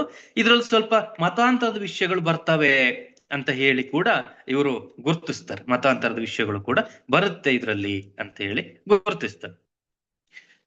1854ರಿಂದ ಈಚೆಗೆ ಅನುವಾದಿತ ಕಥೆಗಳ ಒಂದು ಇದು ಶುರುವಾಗುತ್ತೆ. 1854ರಿಂದ ಅನುವಾದ ಮಕ್ಕಳ ಕಥೆಗಳು, ಹಾಸ್ಯ ಕಥೆಗಳು. ಹಾಗಾಗಿ ಇವರು ಹೆಚ್ಚಿನವುಗಳು ರೂಪಾಂತರವಾಗಿ ಬಂದವು. ಉಳಿದವು ಕೃತಿಗಳು ಸಂಸ್ಕೃತದಿಂದ ಇಂಗ್ಲಿಷ್ಗೆ ಅನುವಾದ ಹೊಂದಿ ನಂತರ ಕನ್ನಡಕ್ಕೆ ಬಂದವು. ಸಂಸ್ಕೃತದಿಂದ ಇಂಗ್ಲಿಷ್ಗೆ ಅನುವಾದ ಹೊಂದಿ, ಉದಾಹರಣೆಗೆ ಪಂಚತಂತ್ರದ ಕಥೆಗಳು ನೋಡಿ. ಪಂಚತಂತ್ರ ಕಥೆಗಳು ನಮ್ಗೆಲ್ಲ ಗೊತ್ತು. 1878ರ ಹೊತ್ತಿಗೆ 3 ಮುದ್ರಣಗಳನ್ನ ಪಂಚತಂತ್ರದ ಕೃತಿಗಳು ಆಗಿತ್ತು. ಹಾಗಾಗಿ ಮತ್ತೆ ನೋಡಿ, ರಾಬಿನ್ಸನ್ ಕ್ರೂಸೋ ವೃತ್ತಾಂತಗಳು ಅಂತ ರಾಬಿನ್ಸನ್ ಕ್ರೂಸೋನ ಕುರಿತಾದ ವಿಚಾರಗಳು. ಅದರಲ್ಲಿ 1854ರಲ್ಲಿ ಕೃಷ್ಣಸ್ವಾಮ ಅಯ್ಯಂಗಾರ್ ಇವರು ಅನುವಾದ ಮಾಡ್ತಾರೆ ಇದನ್ನ, ರಾಬಿನ್ಸನ್ ಕ್ರೂಸೋನ ವೃತ್ತಾಂತಗಳು ಅನ್ನೋದನ್ನ. 1854ರಲ್ಲಿ ಕೃಷ್ಣಸ್ವಾಮ ಅಯ್ಯಂಗಾರ್ ಅಂತ ಹೇಳಿ ಅರಬ್ ಭಾಷೆಯಲ್ಲಿದ್ದ ಸುರಸ ಕಥೆಗಳ ಸಂಗ್ರಹ ಭಾಗ 1, 2. ಅರಬ್ ಭಾಷೆಯಲ್ಲಿದ್ದ ಸುರಸ ಕಥೆಗಳ ಸಂಗ್ರಹ ಭಾಗ 1, 2 ಇದು 1863ರಲ್ಲಿ ಬರುತ್ತೆ. ವೆಂಕಟರಂಗೋ ಕಟ್ಟಿ ಅವರು ಇದನ್ನ ಕನ್ನಡಕ್ಕೆ ಅನುವಾದವನ್ನು ಮಾಡ್ತಾರೆ. 1863ರಲ್ಲಿ ವೆಂಕಟರಂಗೋ ಕಟ್ಟಿ ಅವರು ಅರಬ್ ಭಾಷೆಯಲ್ಲಿದ್ದ ಸುರಸ ಕಥೆಗಳ ಸಂಗ್ರಹವನ್ನು ಅನುವಾದ ಮಾಡ್ತಾರೆ. ಅಥವಾ ಗಲಿವರ ಟ್ರಾವೆಲ್ಸ್ ಅಂತೇಳಿ ಗಳ್ಳೀವರ ಎಂಬುವನು ಲಿಲ್ಲಿಪಟ್ ದೇಶಕ್ಕೆ ಹೋದ ಕತೆ, ಇದನ್ನು ಕೂಡ ಅನುವಾದ ಆಗುತ್ತೆ. ಹೀಗಾಗಿ ಇಂಗ್ಲಿಷಿನಿಂದ ಕೃತಿಗಳನ್ನ ಕನ್ನಡಕ್ಕೆ ಅನುವಾದ ಮಾಡುವಾಗ ಅನೇಕ ರೂಪಾಂತರಗಳು ಬರುತ್ತೆ. ಅದರಲ್ಲಿ MS ಪುಟ್ಟಣ್ಣ, MB ರಾಮರಾಯ, ಅಣ್ಣಾಜಿರಾವ್ ಮಲ್ಲೇಶ್ವರ, ಬಂಡಿವಾಡ ಮೊದಲಾದವರು ಇಂಗ್ಲಿಷ್ ಕೃತಿಗಳನ್ನ ಕಥೆಯ ರೂಪದಲ್ಲಿ ಬರೆದವರಲ್ಲಿ ಇವರೆಲ್ಲ ಮೊದಲಿಗರು. ಅಂದ್ರೆ ಇಂಗ್ಲಿಷ್ ನಾಟಕಗಳನ್ನ ಅವ್ರು ನಾಟಕವಾಗಿಯೇ ಮಾಡದೆ ಕಥೆಗಳನ್ನ ಅನುವಾದ ಮಾಡಿದ್ರು. ನೋಡಿ, ಶೇಕ್ಸ್ಪಿಯರ್ ಕವಿಯ ಸಿಂಬಾಲೈನ್ ಅನ್ನು ಆಧರಿಸಿ ಪುಟ್ಟಣ್ಣನವರು ಜಯಸಿಂಹ ರಾಜ ಚರಿತ್ರೆ ಅಂತ 1881ರಲ್ಲಿ ಇದನ್ನ ಮಾಡ್ತಾರೆ. ಶೇಕ್ಸ್ಪಿಯರ್ ಕವಿಯ ಸಿಂಬಾಲೈನ್ ಅನ್ನು ಆಧರಿಸಿ ಪುಟ್ಟಣ್ಣನವರು ರಚಿಸಿದ ಜಯಸಿಂಹ ರಾಜ ಚರಿತ್ರೆ 1881ರಲ್ಲಿ ಬರುತ್ತೆ. ಅಂದ್ರೆ ಇದು ಕೃತಿ ಶೇಕ್ಸ್ಪಿಯರ್ ಅಂದಾದ್ರೂ ಕೂಡ ಇದರ ಪಾತ್ರಗಳೆಲ್ಲ ಭಾರತೀಯ ಆಗಿರ್ತವೆ. ಶೇಕ್ಸ್ಪಿಯರ್ನ ರೋಮಿಯೋ ಜೂಲಿಯಟ್ ನಾಟಕವನ್ನ ಕಮಲಾಕ್ಷ ಪದ್ಮಗಂಧಿಯರ ಕತೆ ಅಂತೇಳಿ, ಶೇಕ್ಸ್ಪಿಯರ್ನ ರೋಮಿಯೋ ಜೂಲಿಯಟ್ ನಾಟಕವನ್ನ ಕಮಲಾಕ್ಷ ಪದ್ಮಗಂಧಿಯರ ಕತೆ ಅಂತೇಳಿ ಬಂಡಿವಾಡ ಅವರು ಅನುವಾದಿಸ್ತಾರೆ ಶೇಕ್ಸ್ಪಿಯರ್ನ ರೋಮಿಯೋ ಅಂಡ್ ಜೂಲಿಯಟ್. ಬರೀ ಶೇಕ್ಸ್ಪಿಯರ್ ಅಲ್ಲದೆ ಬೇರೆ ಬೇರೆ ಲೇಖಕರ ಕೃತಿಗಳು ಬರ್ತವೆ. ಥಾಮಸ್ ಡೇ ಅಂತ ಒಬ್ಬ ಲೇಖಕ, ಥಾಮಸ್ ಡೇ ಅಂತ, ಸಾಂಪೋರ್ಡ್ ಅಂಡ್ ಮರ್ಟನ್ ಅಂತೇಳಿ, ಸಾಂಪೋರ್ಡ್ ಅಂಡ್ ಮರ್ಟನ್ ಅನ್ನೋ ಒಂದು ಕೃತಿ ಇದೆ. ಅದನ್ನ ಥಾಮಸ್ ಡೇ ಅನ್ನೋ ಲೇಖಕ ಬರೀತಾನೆ. ಯಾವುದು? ಸಾಂಪೋರ್ಡ್ ಅಂಡ್ ಮರ್ಟನ್ ಅಂತೇಳಿ. ಈ ಕೃತಿಯನ್ನ ಆಧರಿಸಿ ಪುಟ್ಟಣ್ಣನವರು, MS ಪುಟ್ಟಣ್ಣನವರು ಸುಮತಿ ಮದನ ಕುಮಾರ ಚರಿತ್ರೆಯನ್ನು ರಚಿಸ್ತಾರೆ. ಈ ಕೃತಿಯನ್ನು ಆಧರಿಸಿ ಪುಟ್ಟಣ್ಣನವರು 1893ರಲ್ಲಿ ಸುಮತಿ ಮದನ ಕುಮಾರ ಚರಿತ್ರೆ ಅನ್ನೋ ಕೃತಿಯನ್ನು ಬರೆಸಿ ಒಂದು ನೀತಿಯನ್ನ ಹೇಳುವಂತ ಒಂದು ಕೃತಿ. ಆಮೇಲೆ ಈ ಸೋಪನ ನೀತಿ ಕಥೆಗಳು ಅವೆಲ್ಲ ಹೊಸಗನ್ನಡದ ಆರಂಭ ಕಾಲದಲ್ಲಿ ಬರುತ್ತೆ. 1916ರಲ್ಲಿ ಕೆ ಮಾಧವರಾಯರು ಆರ್ಯಬಾಲ ನೀತಿಯನ್ನು ಕನ್ನಡಕ್ಕೆ ತಂದಿದ್ದಾರೆ. 1916ರಲ್ಲಿ ಕೆ ಮಾಧವರಾಯರು ಕನ್ನಡಕ್ಕೆ ಹಾತಿಮತಾಯಿಯ ಕಥೆ ಹಾತಿಮತಾಯಿ ಅಲ್ಲ, ಕೆ ಮಾಧವರಾಯರು ಆರ್ಯಬಾಲ ನೀತಿಯನ್ನು ಕನ್ನಡಕ್ಕೆ ತಂದಿದ್ದಾರೆ. 1913ರಲ್ಲಿ ಕನ್ನಡಕ್ಕೆ ಹಾತಿಮತಾಯಿಯ ಕಥೆಯನ್ನು 1913ರಲ್ಲಿ ಕನ್ನಡಕ್ಕೆ ತಂದವರು ಭೀಮಾಚಾರ್ಯ ಸುಬ್ರಹ್ಮಣ್ಯಾಚಾರ್ಯ ಕಿತ್ತೂರು ಅಂತ. 1913ರಲ್ಲಿ ಕನ್ನಡಕ್ಕೆ ತಂದವರು ಹಾತಿಮತಾಯಿಯ ಕಥೆಯನ್ನು ತಂದವರು ಭೀಮಾಚಾರ್ಯ ಸುಬ್ರಹ್ಮಣ್ಯಾಚಾರ್ಯ ಕಿತ್ತೂರು 1913. ಶೇಕ್ಸ್ಪಿಯರ್ ಕೆಲವು ನಾಟಕಗಳನ್ನ ಕಥಾರೂಪಕ್ಕೆ ಮಾಡಿದ್ದಾರೆ. ಅಂದ್ರೆ ನಾಟಕಗಳು ಅವುಗಳನ್ನ ಕಥಾರೂಪಕ್ಕೆ ಮಾಡಿದ್ದಾರೆ. ಅದು ನನ್ನ ಲೇಖಕರ ಹೆಸರು ಹೇಳಿದ್ರೆ ಅವ್ರು ಏನೇನು ಮಾಡಿದ್ದಾರೆ ಅಂತ. ಬಂಡಿವಾಡ ಅವ್ರು ಈಗಾಗಲೇ ಹೇಳಿದ್ನ ಕಮಲಾಕ್ಷ ಪದ್ಮಗಂಧಿಯರ ಕತೆ. ಅಣ್ಣಾಜಿರಾವ್ ಮಲ್ಲೇಶ್ವರ ಅವರು ಕುಸುಮಾಕರ ಅಂತ 1905ರಲ್ಲಿ ಕುಸುಮಾಕರ ಅಣ್ಣಾಜಿರಾವ್ ಮಲ್ಲೇಶ್ವರ. KM ಕರಿಬಸಯ್ಯನವರು ನಗರದವರನ್ನು ನಗಿಸುವ ಕತೆ. ನಾನು ಕಾಮಿಡಿ ಆಫ್ ಎರರ್ಸ್ ಅಂತ ಅವಾಗ ಹೇಳ್ದೆ. ಭ್ರಾಂತಿ ವಿಲಾಸ ಅಂತ ಬಂಗಾಳದಲ್ಲಿ ಬಂದ ಕಥೆಯನ್ನ ಇಂಗ್ಲಿಷ್ ಇಂದ ತಗೊಳ್ಳುವಾಗ KM ಕರಿಬಸಯ್ಯನವರು ನಗದವರನ್ನು ನಗಿಸುವ ಕತೆ, ನಗರದವರನ್ನು ಅಲ್ಲ ನಗದವರನ್ನು ನಗಿಸುವ ಕತೆ, ಕಾಮಿಡಿ ಆಫ್ ಎರರ್ಸ್ ಅನ್ನ KM ಕರಿಬಸಯ್ಯ ಅವರು 1913ರಲ್ಲಿ ತರ್ತಾರೆ. 1913. SG ನರಸಿಂಹಾಚಾರ್ಯನವರು 1898ರಲ್ಲಿ ನಗೆಗಡಲು ಅನ್ನೋ ಒಂದು ಕೃತಿಯನ್ನ ರೂಪಾಂತರವಾಗಿ ತರ್ತಾರೆ. ನಗೆಗಡಲು ಅಂತ 1898. ಸಿ ಹನುಮಂತಗೌಡ ಅವರು ವೇಣುಪುರಿಯ ವರ್ತಕ, ಅದೇ ನಾನು ಈಗಾಗಲೇ ಹೇಳಿದಂಗೆ ಮರ್ಚೆಂಟ್ ಆಫ್ ವೆನಿಸ್ ಅಂತ ಹೇಳಿ ಒಂದು ಕೃತಿ ಇದೆಯಲ್ಲ, ಅದನ್ನ ಸಿ ಹನುಮಂತಗೌಡರು ವೇಣುಪುರಿಯ ವರ್ತಕ ಅಂತೇಳಿ ಕನ್ನಡಕ್ಕೆ ತರ್ತಾರೆ. ಅಂದ್ರೆ ಪಾಶ್ಚಾತ್ಯ ಸಂಸ್ಕೃತಿಯನ್ನ ಇದಕ್ಕಿದ್ದಂಗೆ ಅದರ ರೂಪ ಹೇಗಿದೆಯೋ ಹಾಗೆ ಕನ್ನಡಕ್ಕೆ ತರಲಿಲ್ಲ. ನೋಡಿ, 1918ರಲ್ಲಿ ಮಿಡ್ ಸಮ್ಮರ್ ನೈಟ್ ಡ್ರೀಮ್ ಅನ್ನುವ ಶೇಕ್ಸ್ಪಿಯರ್ ನಾಟಕವನ್ನ ಶ್ರೀರಾಮ ಅವರು ನಿರ್ಮಲೆ ಅನ್ನೋ ಹೆಸರಲ್ಲಿ ಅನುವಾದಿಸ್ತಾರೆ. ಮಿಡ್ ಸಮ್ಮರ್ ನೈಟ್ ಡ್ರೀಮ್ ಅನ್ನೋದನ್ನ ಶ್ರೀರಾಮ ಅವರು 1918ರಲ್ಲಿ ನಿರ್ಮಲೆ ಅನ್ನೋ ಹೆಸರಲ್ಲಿ ತರ್ತಾರೆ. ಅದು ಪಾಶ್ಚಾತ್ಯ ಸಂಸ್ಕೃತಿಯನ್ನ ಯಥಾವತ್ತಾಗಿ ಒಪ್ಪಿಕೊಂಡು ಅದನ್ನ ತರಲ್ಲ, ಕನ್ನಡಕ್ಕೆ ಅಥವಾ ಭಾರತೀಯ ಸಂದರ್ಭಕ್ಕೆ ಬೇಕಂತ. ಗೋಲ್ಡ್ ಸ್ಮಿತ್ ಕವಿ the vicar of Wakefield ಅಂತ, ಗೋಲ್ಡ್ ಸ್ಮಿತ್ ಕವಿ the vicar of Wakefield ಕೃತಿಯನ್ನ ಎಸ್ ಜಿ ಗೋವಿಂದರಾಜ ಅಯ್ಯಂಗಾರ್ ಅವರು ಪ್ರಿಮ್ರೋಜಾ ವಿಜಯಂ ಅನ್ನೋ ಹೆಸರಿಂದ ಕನ್ನಡಕ್ಕೆ ತರ್ತಾರೆ. ಪ್ರಿಮ್ರೋಜಾ ವಿಜಯಂ ಅಂತ ಗೋಲ್ಡ್ ಸ್ಮಿತ್ ಕವಿಯ the vicar of Wakefield ಕೃತಿಯನ್ನ ತರ್ತಾರೆ. ಇದರಲ್ಲಿ ದ್ವಿಪದಿಗಳನ್ನೆಲ್ಲ ಬಳಸಿದ್ದಾರೆ ಅಂತ ಇದನ್ನೆಲ್ಲ ನೋಡ್ಬೋದು. ನೋಡಿ, Alexander Dumas the Count of Monte Cristo ಅಂತ ಒಂದು ಕೃತಿಯನ್ನು ಬರೀತಾನೆ. Alexander Dumas the Count of Monte Cristo ಅಂತೇಳಿ ಇದನ್ನ 1915ರಲ್ಲಿ ಶ್ರೀನಿವಾಸಾಚಾರ್ಯ ಅವರು ರಾಜ ಮಲೆಯ ಸಿಂಹ ಎಂಬುದಾಗಿ ರೂಪಾಂತರಿಸ್ತಾರೆ. 1915ರಲ್ಲಿ ಶ್ರೀನಿವಾಸಾಚಾರ್ಯ ಅವರು ರಾಜ ಮಲೆಯ ಸಿಂಹ ಅಂತ, ಅದನ್ನ ನವನ್ಯಾಸ ಅಂತ ಈಗಾಗಲೇ ಅದನ್ನು ಬೇರೆ ಬೇರೆ ರೂಪದಲ್ಲಿ ಕರೆಯಲಾಗಿದೆ ಅಂತ ಹೇಳಿ ನಾವು ಈಗ ಆಯ್ತು. ಬಂಗಾಳಿ ಆಯ್ತು, ಇಂಗ್ಲಿಷ್ ಆಯ್ತು, ತೆಲುಗು ಆಯ್ತು. 1920ರವರೆಗೂ ಕೂಡ ಮಲಯಾಳಂ ಭಾಷೆಯಿಂದ ಯಾವುದೇ ಒಂದು ಕೃತಿ ಕನ್ನಡಕ್ಕೆ ಅನುವಾದ ಆಗಿರ್ಲಿಲ್ಲ ಅಂತ. 1920ರವರೆಗೆ ನೋಡಿದ್ರೆ ಮಲಯಾಳಂ ಭಾಷೆಯಿಂದ ಒಂದೇ ಒಂದು ಕಾದಂಬರಿ, ಒಂದು ಕಾದಂಬರಿ ಲಭ್ಯ ಇದೆ. ಜೋಸೆಫ್ ಮುಳಿಯಿಲ್ ಅವರ ಸುಕುಮಾರಿ ಕಾದಂಬರಿಯನ್ನ ರಾಬರ್ಟ್ ಅವರು, ಜೋಸೆಫ್ ಮುಳಿಯಿಲ್ ಅನ್ನುವರು ಮಲಯಾಳಂನ ಕಾದಂಬರಿಕಾರ, ಅವರು ಸುಕುಮಾರಿ ಅಂತ ಒಂದು ಕೃತಿಯನ್ನು ಬರೀತಾರೆ. ಆ ಕೃತಿಯನ್ನ ರಾಬರ್ಟ್ ಅವರು 1899ರಲ್ಲಿ ಅನುವಾದಿಸ್ತಾರೆ. ಜೋಸೆಫ್ ಮುಳಿಯಿಲ್ ಅವರ ಸುಕುಮಾರಿ ಕಾದಂಬರಿಯನ್ನ ರಾಬರ್ಟ್ ಅವರು ಅನುವಾದವನ್ನ ಮಾಡ್ತಾರೆ. ನೋಡಿ, ಮರಾಠಿಯಲ್ಲೇ ಕಾದಂಬರಿ ಸಾಹಿತ್ಯದ ಉಗಮ ಆಗಿದ್ದು ಅಂತ ಹೇಳಿದೆ. ಈ ನೋಡಿ, ಆ ಯಮುನಾ ಪರ್ಯಟನ ನಾನು ಆರಂಭದಲ್ಲಿ ನಿಮ್ಗೆ ಅದ್ರ ಮಾಹಿತಿ ಇನ್ನು ಸಿಗದೆ ಯಾರು ಇದನ್ನ ಅನುವಾದ ಮಾಡಿದ್ದಾರೆ ಅಂತ ಹೇಳಿ ಹೇಳಿರ್ಲಿಲ್ಲ. ಆದ್ರೆ 1869ರಲ್ಲಿ ಸೋಲೋಮನ್ ಅವರು, ನನ್ಗೆ ಈಗ ಮತ್ತೆ ನೆನ್ಪು ಮಾಡ್ತಿದ್ದೀನಿ, ಯಮುನಾ ಪರ್ಯಟನವನ್ನು ಕನ್ನಡಕ್ಕೆ ಅನುವಾದ ಮಾಡಿದ್ ಯಾರು ಅಂತ. 1869ರಲ್ಲಿ ಭಾಸ್ಕರ ಸೋಲೋಮನ್ ಅವರು ಯಮುನಾಬಾಯಿಯ ಸಂಚಾರ, ಯಮುನಾ ಪರ್ಯಟನ ಅನ್ನೋದು ಕನ್ನಡಕ್ಕೆ ಬರುವಾಗ ಯಮುನಾಬಾಯಿಯ ಸಂಚಾರ ಅಂತೇಳಿ ಅನುವಾದ ಆಗಿ ಬರುತ್ತೆ ಅಂತೇಳಿ ಹೇಳ್ಬೋದು.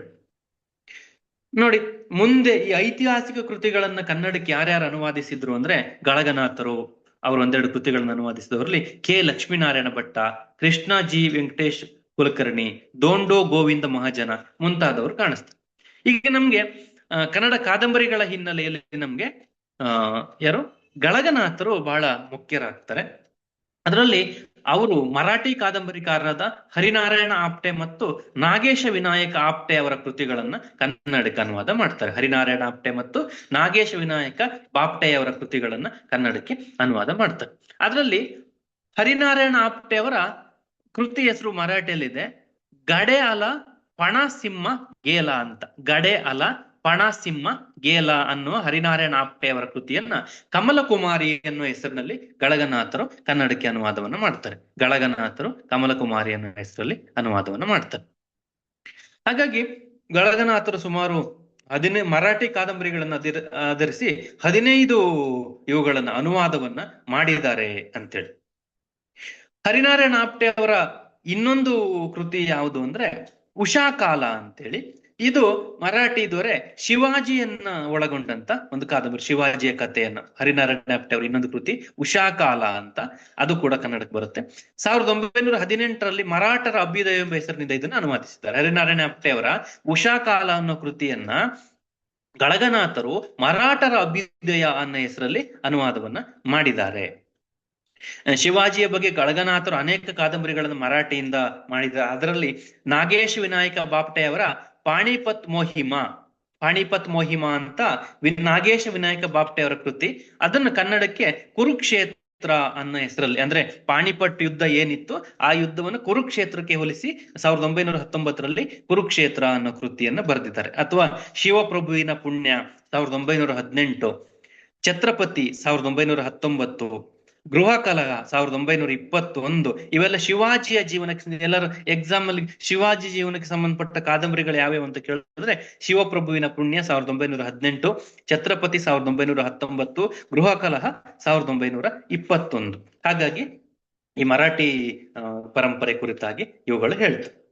ಆಮೇಲೆ ರಜಪೂತರ ಆಳ್ವಿಕೆಗೆ ಸಂಬಂಧಪಟ್ಟ ಹಾಗೆ ಬಂದ ಕೆಲವು ಮರಾಠಿ ಕೃತಿಗಳಲ್ಲಿ ಕ್ಷಾತ್ರ ತೇಜ ಅಂತ, ಇದು ಮೊದಲಿಂದು ಮರಾಠಿ ಇವ್ರ ಬಗ್ಗೆ ಹೇಳಿದ್ರೆ ಇದರಲ್ಲಿ ರಜಪೂತರ ಇವರುಗಳಿಗೆ ಹರಿನಾರಾಯಣ ಆಪ್ಟೆ ಅವರು ಒಂದು ಕೃತಿಯನ್ನು ಬರೀತಾರೆ. ಏನಂದ್ರೆ ರೂಪನಗರಚಿ ರಾಜಕನ್ಯಾ ಅಂತ, ರೂಪನಗರಚಿ ರಾಜಕನ್ಯಾ ಅಂತೇಳಿ ಈ ಕೃತಿ ಕನ್ನಡಕ್ಕೆ ಅನುವಾದ ಆಗುತ್ತೆ. ಹೀಗಾಗಿ ಬಹಳಷ್ಟು ಕೃತಿಗಳನ್ನ ಇವರು ಕನ್ನಡಿಗರ ಕರ್ಮಕಥೆ ಅವೆಲ್ಲ ಕಾದಂಬರಿಗಳನ್ನ ಬರೀತಾರೆ ಅಂತ ನಮಗ್ ಗೊತ್ತಿದೆ. ಗಳಗನಾಥರ ಕಾದಂಬರಿಗಳ ಒಂದು ಗುಣ ಏನು ಅಂತಂದ್ರೆ ಚರಿತ್ರೆಯನ್ನು ಇಟ್ಕೊಂಡು ಅವರು ಕೃತಿಯನ್ನ ಬರೆಯುವಂಥದ್ದು. ಚರಿತ್ರೆಯಲ್ಲಿ ಏನೇನಾಗಿತ್ತು ಅದ್ರ ಬಗ್ಗೆ ಒಂದು ವೈಭವದ ಅನುಭವವನ್ನು ಹೊಂದಿ ಅವರು ಬರೆಯುವಂಥದ್ದನ್ನ ನಾವು ನೋಡ್ಬೋದು. ಇವಿಷ್ಟು ಕಾದಂಬರಿ ಪ್ರಕಾರಗಳು ಬೆಳೆದು ಬಂತು ಹೇಗೆ ಅನ್ನೋದನ್ನ ನಾವು ನೋಡ್ಬೋದು. ಅಂದ್ರೆ ಮೊದಲ ಕಾದಂಬರಿಗಳು ಅನುವಾದದಿಂದನೇ ಕನ್ನಡಕ್ಕೆ ಬಂತು ಅನ್ನೋದನ್ನ ನಾವು ನೋಡ್ಬೋದಾಗಿದೆ. ಈಗ ನಾವು ನವೋದಯ ಪೂರ್ವದ ಮತ್ತೊಂದು ಪ್ರಮುಖ ಪ್ರಕಾರವಾದಂತ ಏನು ನಾಟಕ ಪ್ರಕಾರದ ಕುರಿತಾಗಿ ನಾವು ನೋಡ್ಬೇಕು ಅಂತೇಳಿ. ಯಾಕಂದ್ರೆ ಈಗ ನಾವು ಅನುವಾದ ಪರಂಪರೆ ಬಗ್ಗೆ ಮಾತಾಡ್ತಿದೀವಲ್ವಾ, ಹಾಗಾಗಿ ನಮ್ಗೆ ಈ ನಾಟಕಗಳ ಅನುವಾದ ಬಹಳ ಮುಖ್ಯವಾಗಿ ಕಾಣಿಸುತ್ತೆ. ಅಲ್ಲಿ ಕೆಲವು ನಾಟಕಕಾರರ ಇವುಗಳೆಲ್ಲ ನಮ್ಗೆ ಬರುತ್ತೆ. ಹಾಗಾಗಿ ಈಗ ಯಾರ್ಯಾರು ನಾಟಕಕಾರರಿದ್ರು ಅಥವಾ ಅಲ್ಲಿಂದ ಬಂದಿರುವ ನಾಟಕಗಳು ಹೇಗೆ ಬಂತು ಅಂತ ಹೇಳಿ ನಾವು ನೋಡ್ಬೋದಾಗಿದೆ. ಅದರಲ್ಲಿ ನಮ್ಗೆಲ್ಲ ಗೊತ್ತಿರುವಂಗೆ ಕನ್ನಡದ ಮೊದಲ ನಾಟಕ ಸಿಂಗಾರಾರ್ಯನ ಮಿತ್ರವಿಂದ ಗೋವಿಂದ 1680ರಲ್ಲಿ ಬಂದಿರುವಂತದ್ದು. ಇದು ಮಿತ್ರವಿಂದ ಗೋವಿಂದ ಶ್ರೀಹರ್ಷನ ಸಂಸ್ಕೃತದಲ್ಲಿ ರಚಿಸಿದಂತ ರತ್ನಾವಳಿ ನಾಟಕದ ಅನುವಾದ ಅಂತೇಳಿ. ಈ ನಾಟಕ ಕೃತಿಯನ್ನು ಮೈಸೂರು ಅರಮನೆಯ ರಂಗಭೂಮಿಗಂತಾನೆ ಬರೆಯಲಾಯಿತು ಅಂತೇಳಿ ಹೇಳ್ತಾರೆ. ನೋಡಿ, ನಮ್ಗೆ ಗೊತ್ತಿರುವಂಗೆ 1680ರಿಂದ 1869ರವರೆಗೂ ಕರ್ನಾಟಕದಲ್ಲಿ ನಾಟಕ ಕೃತಿಗಳು ಯಾವುದು ಕೂಡ ಕಂಡು ಬರಲ್ಲ. ಮುಂದೆ ಬಂದಂತ ಬಸವಪ್ಪ ಶಾಸ್ತ್ರಿಗಳು, ಚುರುಮುರಿ ಶೇಷಗಿರಿ ರಾಯರು, ಕಾಳಿದಾಸನ ಇದು ಇಸ್ವಿ ಹೇಳ್ಬಿಡ್ತೀನಿ. 1869ರಲ್ಲಿ ಬಸವಪ್ಪ ಶಾಸ್ತ್ರಿಗಳು ಹಾಗೂ ಚುರುಮುರಿ ಶೇಷಗಿರಿ ರಾಯರು ಕಾಳಿದಾಸನ ಶಾಕುಂತಲವನ್ನ ಭಾಷಾಂತರಿಸ್ತಾರೆ. 1869ರಲ್ಲಿ ಬಸವಪ್ಪ ಶಾಸ್ತ್ರಿಗಳು ಮತ್ತು ಚುರುಮುರಿ ಶೇಷಗಿರಿ ರಾಯರು ಅದನ್ನು ಭಾಷಾಂತರಿಸ್ತಾರೆ. ಹೀಗಾಗಿ ಆ ಕಾಲ ಅಂದ್ರೆ ನೋಡಿ, ನಮಗೆ ಈಗ ನೋಡಿ, ಮೊದಲನೇದಾಗಿ ನಾವು ಸಂಸ್ಕೃತದಿಂದ ಯಾವ್ಯಾವ ಕನ್ನಡಕ್ಕೆ ಅನುವಾದ ಆಯಿತು ಆರಂಭ ಕಾಲದಲ್ಲಿ, ಅದರಲ್ಲೂ ಮುಖ್ಯವಾಗಿ ಶಾಕುಂತಲ ಕೃತಿಯ ಅನುವಾದವೇ ಒಂದು ದೊಡ್ಡ ಚರಿತ್ರೆ ಆಗುವಷ್ಟು ಕನ್ನಡದಲ್ಲಿದೆ. ಅದು ಮಿತ್ರವಿಂದ ಗೋವಿಂದ ಬಂದಾಗ ಎಲ್ಲಾ ಕವಿಗಳಿಗೂ ಕೂಡ ಏನಾಗುತ್ತೆ ಅಂದ್ರೆ ಕಾಳಿದಾಸ ಇದನ್ನ ಅನುಸರಿಸ್ತಾರೆ. ನೋಡಿ, ಭವಭೂತಿಯ ಉತ್ತರ ರಾಮಚರಿತ್ರೆಯನ್ನು ಬಸವಪ್ಪ ಶಾಸ್ತ್ರಿಗಳು ಕನ್ನಡಕ್ಕೆ ಅನುವಾದವನ್ನು ಮಾಡ್ತಾರೆ. ಬಸವಪ್ಪ ಶಾಸ್ತ್ರಿಗಳು ಭವಭೂತಿಯ ಉತ್ತರ ರಾಮ ಚರಿತ್ರೆಯನ್ನ ಕನ್ನಡಕ್ಕೆ ಅನುವಾದವನ್ನ ಮಾಡ್ತಾರೆ. ಹೀಗಾಗಿ ಅದು ಮತ್ತೆ ಬಸವಪ್ಪ ಶಾಸ್ತ್ರಿಗಳು ನೋಡಿ, ಯಾಕೆ ಅವರನ್ನ ಕನ್ನಡದ ಕಾಳಿದಾಸ ಅಥವಾ ಅಭಿನವ ಕಾಳಿದಾಸ ಅಂತ ಕರೆಯೋದು ಅಂದ್ರೆ, ಬಸವಪ್ಪ ಶಾಸ್ತ್ರಿಗಳು ವಿಕ್ರಮೋರ್ವಶಿಯ ಅನ್ನೋ ಒಂದು ಕೃತಿ ಅಂದ್ರೆ ಕಾಳಿದಾಸನ ಕೃತಿಯನ್ನು ಕೂಡ ಅನುವಾದ ಮಾಡ್ತಾರೆ. ಆದ್ರೆ ಈಗ ಸಾಹಿತ್ಯ ಚರಿತ್ರಕಾರ ಏನ್ ಹೇಳ್ತಾರೆ ಅಂದ್ರೆ, ವಿಕ್ರಮೋರ್ವಶಿಯದ ಬಸವಪ್ಪ ಶಾಸ್ತ್ರಿಗಳು ಮಾಡಿರೋ ಏನೊಂದು ಪ್ರತಿ ಇತ್ತಲ್ಲ, ಕಾಪಿ ಇತ್ತಲ್ಲ, ಅದು ನಮ್ಗೆ ಲಭ್ಯ ಇಲ್ಲ ಅಂತೇಳಿ ಹೇಳ್ತಾರೆ. ಇವತ್ತು ನಾವು ಸಿಗ್ತಾ ಇಲ್ಲ, ಚಾರಿತ್ರೆಯಾಗಿ ಅದನ್ನು ಗುರುತಿಸಬಹುದೇ ಹೊರತು ಅದು ಸಿಗ್ತಾ ಇಲ್ಲ ಅಂತ. ಆರ್ಯಕ್ಷೇಮೀಶ್ವರ ಅಂತ ಹೇಳಿ ಇವನು ಸಂಸ್ಕೃತದಲ್ಲಿ ಒಂದು ಚಂಡಕೌಶಿಕ ಅನ್ನೋ ಒಂದು ಕೃತಿಯನ್ನು ಬರೀತಾನೆ. ಈ ಚಂಡಕೌಶಿಕ ಯಾವುದು ಅಂತ ನಮಗೆ ಗೊತ್ತಿದೆ, ಹರಿಶ್ಚಂದ್ರ ಕಾವ್ಯದ ಮೂಲ ಕೃತಿನೇ ಈ ಚಂಡಕೌಶಿಕ. ಹಾಗಾಗಿ ಇದು 1897ರಲ್ಲಿ ಕನ್ನಡಕ್ಕೆ ಬರುತ್ತೆ. 1897ರಲ್ಲಿ ಕನ್ನಡಕ್ಕೆ ಬರುತ್ತೆ. ಇದನ್ನು ಬಸವಪ್ಪ ಶಾಸ್ತ್ರಿಗಳು 1897ರಲ್ಲಿ ಕನ್ನಡಕ್ಕೆ ತರ್ತಾರೆ. ಈಗ ನಾವು ಬಸವಪ್ಪ ಶಾಸ್ತ್ರಿಗಳ ಒಂದು ಅನುವಾದದ ಕೊಡುಗೆ ಬಹಳ ದೊಡ್ಡದು ಕನ್ನಡಕ್ಕೆ. ಅದರ ಜೊತೆಗೆ ಸೋಸಲೆ ಅಯ್ಯಾಶಾಸ್ತ್ರಿಗಳು, ಇವರು ಬಹಳ ಪ್ರಮುಖರಾಗಿ ಕಂಡು ಬರುವವರು. ನಾವು ಸಾಹಿತ್ಯ ಚರಿತ್ರೆ ಇವ್ರ ಬಗ್ಗೆ ಹೆಚ್ಚು ಓದಲ್ಲ. 1891ರಲ್ಲಿ ಕಾಳಿದಾಸನ ವಿಕ್ರಮೋರ್ವಶಿಯವನ್ನ ಇವರು ಅನುವಾದ ಮಾಡ್ತಾರೆ. 1891ರಲ್ಲಿ ವಿಕ್ರಮೋರ್ವಶಿಯದ ಅನುವಾದವನ್ನ ಸೋಸಲೆ ಅಯ್ಯಾಶಾಸ್ತ್ರಿಗಳು ಕನ್ನಡಕ್ಕೆ ಅನುವಾದವನ್ನು ಮಾಡ್ತಾರೆ. ಇನ್ನೊಬ್ರು ಅನಂತ ನಾರಾಯಣ ಶಾಸ್ತ್ರಿಗಳು ಅಂತೇಳಿ ಇವರು ಇದೇ ರೀತಿಯ ಜನಪ್ರಿಯ ಒಂದು ಇನ್ನೊಬ್ಬ ನಾಟಕಕಾರ ಅಂದ್ರೆ ನಂಜನಗೂಡು ಅನಂತ ನಾರಾಯಣ ಶಾಸ್ತ್ರಿಗಳು. ಕರ್ನಾಟಕ ನಾಗಾನಂದ ನಾಟಕ ಅಂತ, ಕರ್ನಾಟಕ ನಾಗಾನಂದ ನಾಟಕ ಇದು 1915 ಹೊತ್ತಿಗಿನ 3 ಆವೃತ್ತಿಗಳನ್ನ ಇದು ಒಳಗೊಂಡಿತ್ತು ಅಂತೇಳಿ. 1915 ಆಗ್ಬೇಕಾದ್ರೆ 3 ಆವೃತ್ತಿಗಳು. ಇವತ್ತಿನ ಕಾಲಕ್ಕೆ 10, 15, 20 ಆವೃತ್ತಿಗಳು ಆಗದೆ ನಮ್ಗೆ ದೊಡ್ಡದಲ್ಲ, ಆದ್ರೆ ಅವತ್ತಿನ ಕಾಲಕ್ಕೆ 3 ಆವೃತ್ತಿಗಳು ಅಂತಂದ್ರೆ ಅದು ತುಂಬಾ ವಿಶೇಷವಾದ ವಿಷಯನೇ ನಮ್ಗೆ ಆಗತ್ತೆ ಅಂತ ಹೇಳಿ. ಯಾರು? ನಂಜನಗೂಡು ನಾರಾಯಣ ಶಾಸ್ತ್ರಿಗಳು. ಇನ್ನೊಬ್ರು ಆ ಕಾಲದ ದೊಡ್ಡ ನಾಟಕಕಾರ ಯಾರು ಅಂದ್ರೆ ಎಂ.ಎಲ್. ಶ್ರೀಕಂಠೇಶ ಗೌಡ್ರು. ಎಂ.ಎಲ್. ಶ್ರೀಕಂಠೇಶ ಗೌಡ್ರು ಕನ್ನಡದ ಬಹಳ ದೊಡ್ಡ ನಾಟಕಕಾರರು.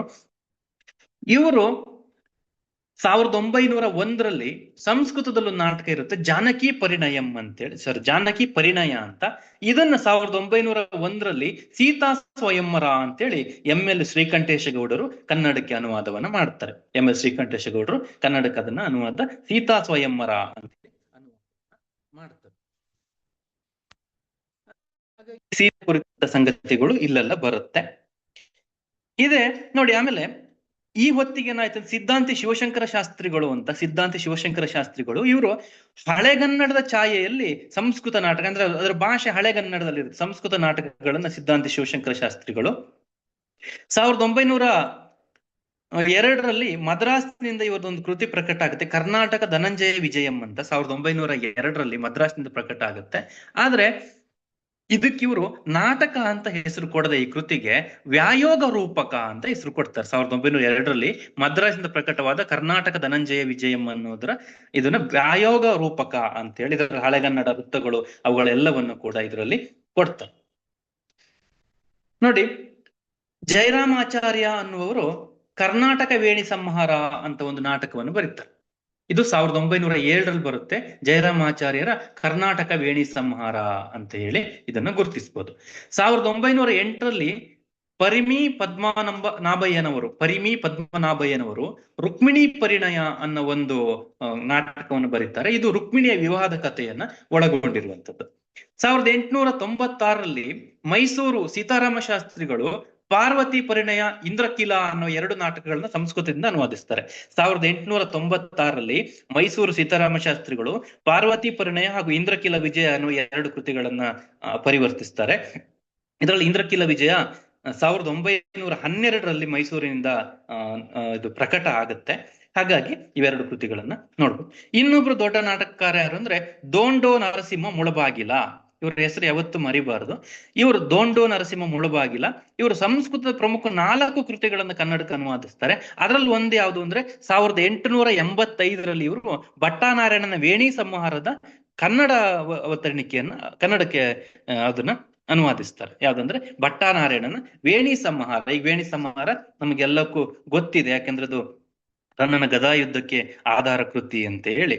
ಇದು 1967 ನಮ್ಮ ಕಾಲದ ಹತ್ರ ಇದು 5 ಮುದ್ರಣಗಳನ್ನ, ಆವೃತ್ತಿಗಳನ್ನ ಇದು ಹೊಂದುತ್ತೆ.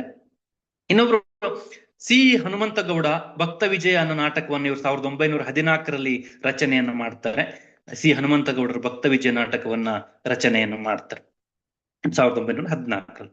ಇನ್ನೊಬ್ರು ಅಳಸಿಂಗ ಆಚಾರ್ಯರು. ಇವರು ಸಂಸ್ಕೃತ ನಾಟಕಗಳನ್ನು ಕನ್ನಡಕ್ಕೆ ಅನುವಾದ ಮಾಡಿದವರಲ್ಲಿ ಪ್ರಮುಖರು. ಅವರಲ್ಲಿ ಭಾಸಕವಿಯ ಸ್ವಪ್ನವಾಸವ ದತ್ತವನ್ನ ಪಂಚರಾತ್ರ ಅನ್ನುವ 2 ರೂಪಕಗಳ ರೂಪದಲ್ಲಿ ಅವರು ಬರೀತಾರೆ. ಭಾಸಕವಿಯ ಸ್ವಪ್ನವಾಸವ ದತ್ತ. ಅವರ ಇನ್ನೊಂದು ಕೃತಿ 1918ರಲ್ಲಿ ಬಂದಂತ ಶ್ರೀಮತಿ ಪರಿಣಯ ಅನ್ನುವಂತ ಕೃತಿ. ಇವೆಲ್ಲ ಕೂಡ ಪುರಾಣದ ರೂಪದಲ್ಲಿ ಇರುವಂತದ್ದು. ಈಗ ಇದಿಷ್ಟು ಒಂದು ಪ್ರೇರಿತವಾಗಿರುವ. ಇನ್ನು ಅನುವಾದ ಮತ್ತೆ ಯಾವ್ದು ಬಂತು ಅಂದ್ರೆ 1882ರಲ್ಲಿ ಬಿ ವೆಂಕಟಾಚಾರ್ಯರು ಬಂಗಾಳಿಯಲ್ಲಿ ಈಶ್ವರಚಂದ್ರ ವಿದ್ಯಾಸಾಗರ್ ಅವರ ರಚಿಸಿದ ಶಾಕುಂತಲವನ್ನು ಕನ್ನಡಕ್ಕೆ ತರ್ತಾರೆ. ಶಾಕುಂತಲವನ್ನು ಬೇಟೆರಾಯ ದೀಕ್ಷಿತರು 1891ರಲ್ಲಿ ಅಭಿಜ್ಞಾನ ಶಾಕುಂತಲವನ್ನು ಬರೀತಾರೆ. ಹಾಗಾಗಿ ನೋಡಿ, ಇನ್ನೊಂದು ಶೇಷಗಿರಿ ಕೊಣ್ಣೂರ ಅವರು 1895ರಲ್ಲಿ ಕೇಡು ತಂದ ಉಂಗುರ ಅಂತ. ನಮಗ್ ಗೊತ್ತಿದೆ ಶಾಕುಂತಲೆ ಉಂಗುರ ಬಿದ್ದು ಹೋಗೋದು, ಅದನ್ನ ಆಮೇಲೆ ಹುಡುಕೋದು, ಅದೇನೋ ಒಂದು ಕತೆ.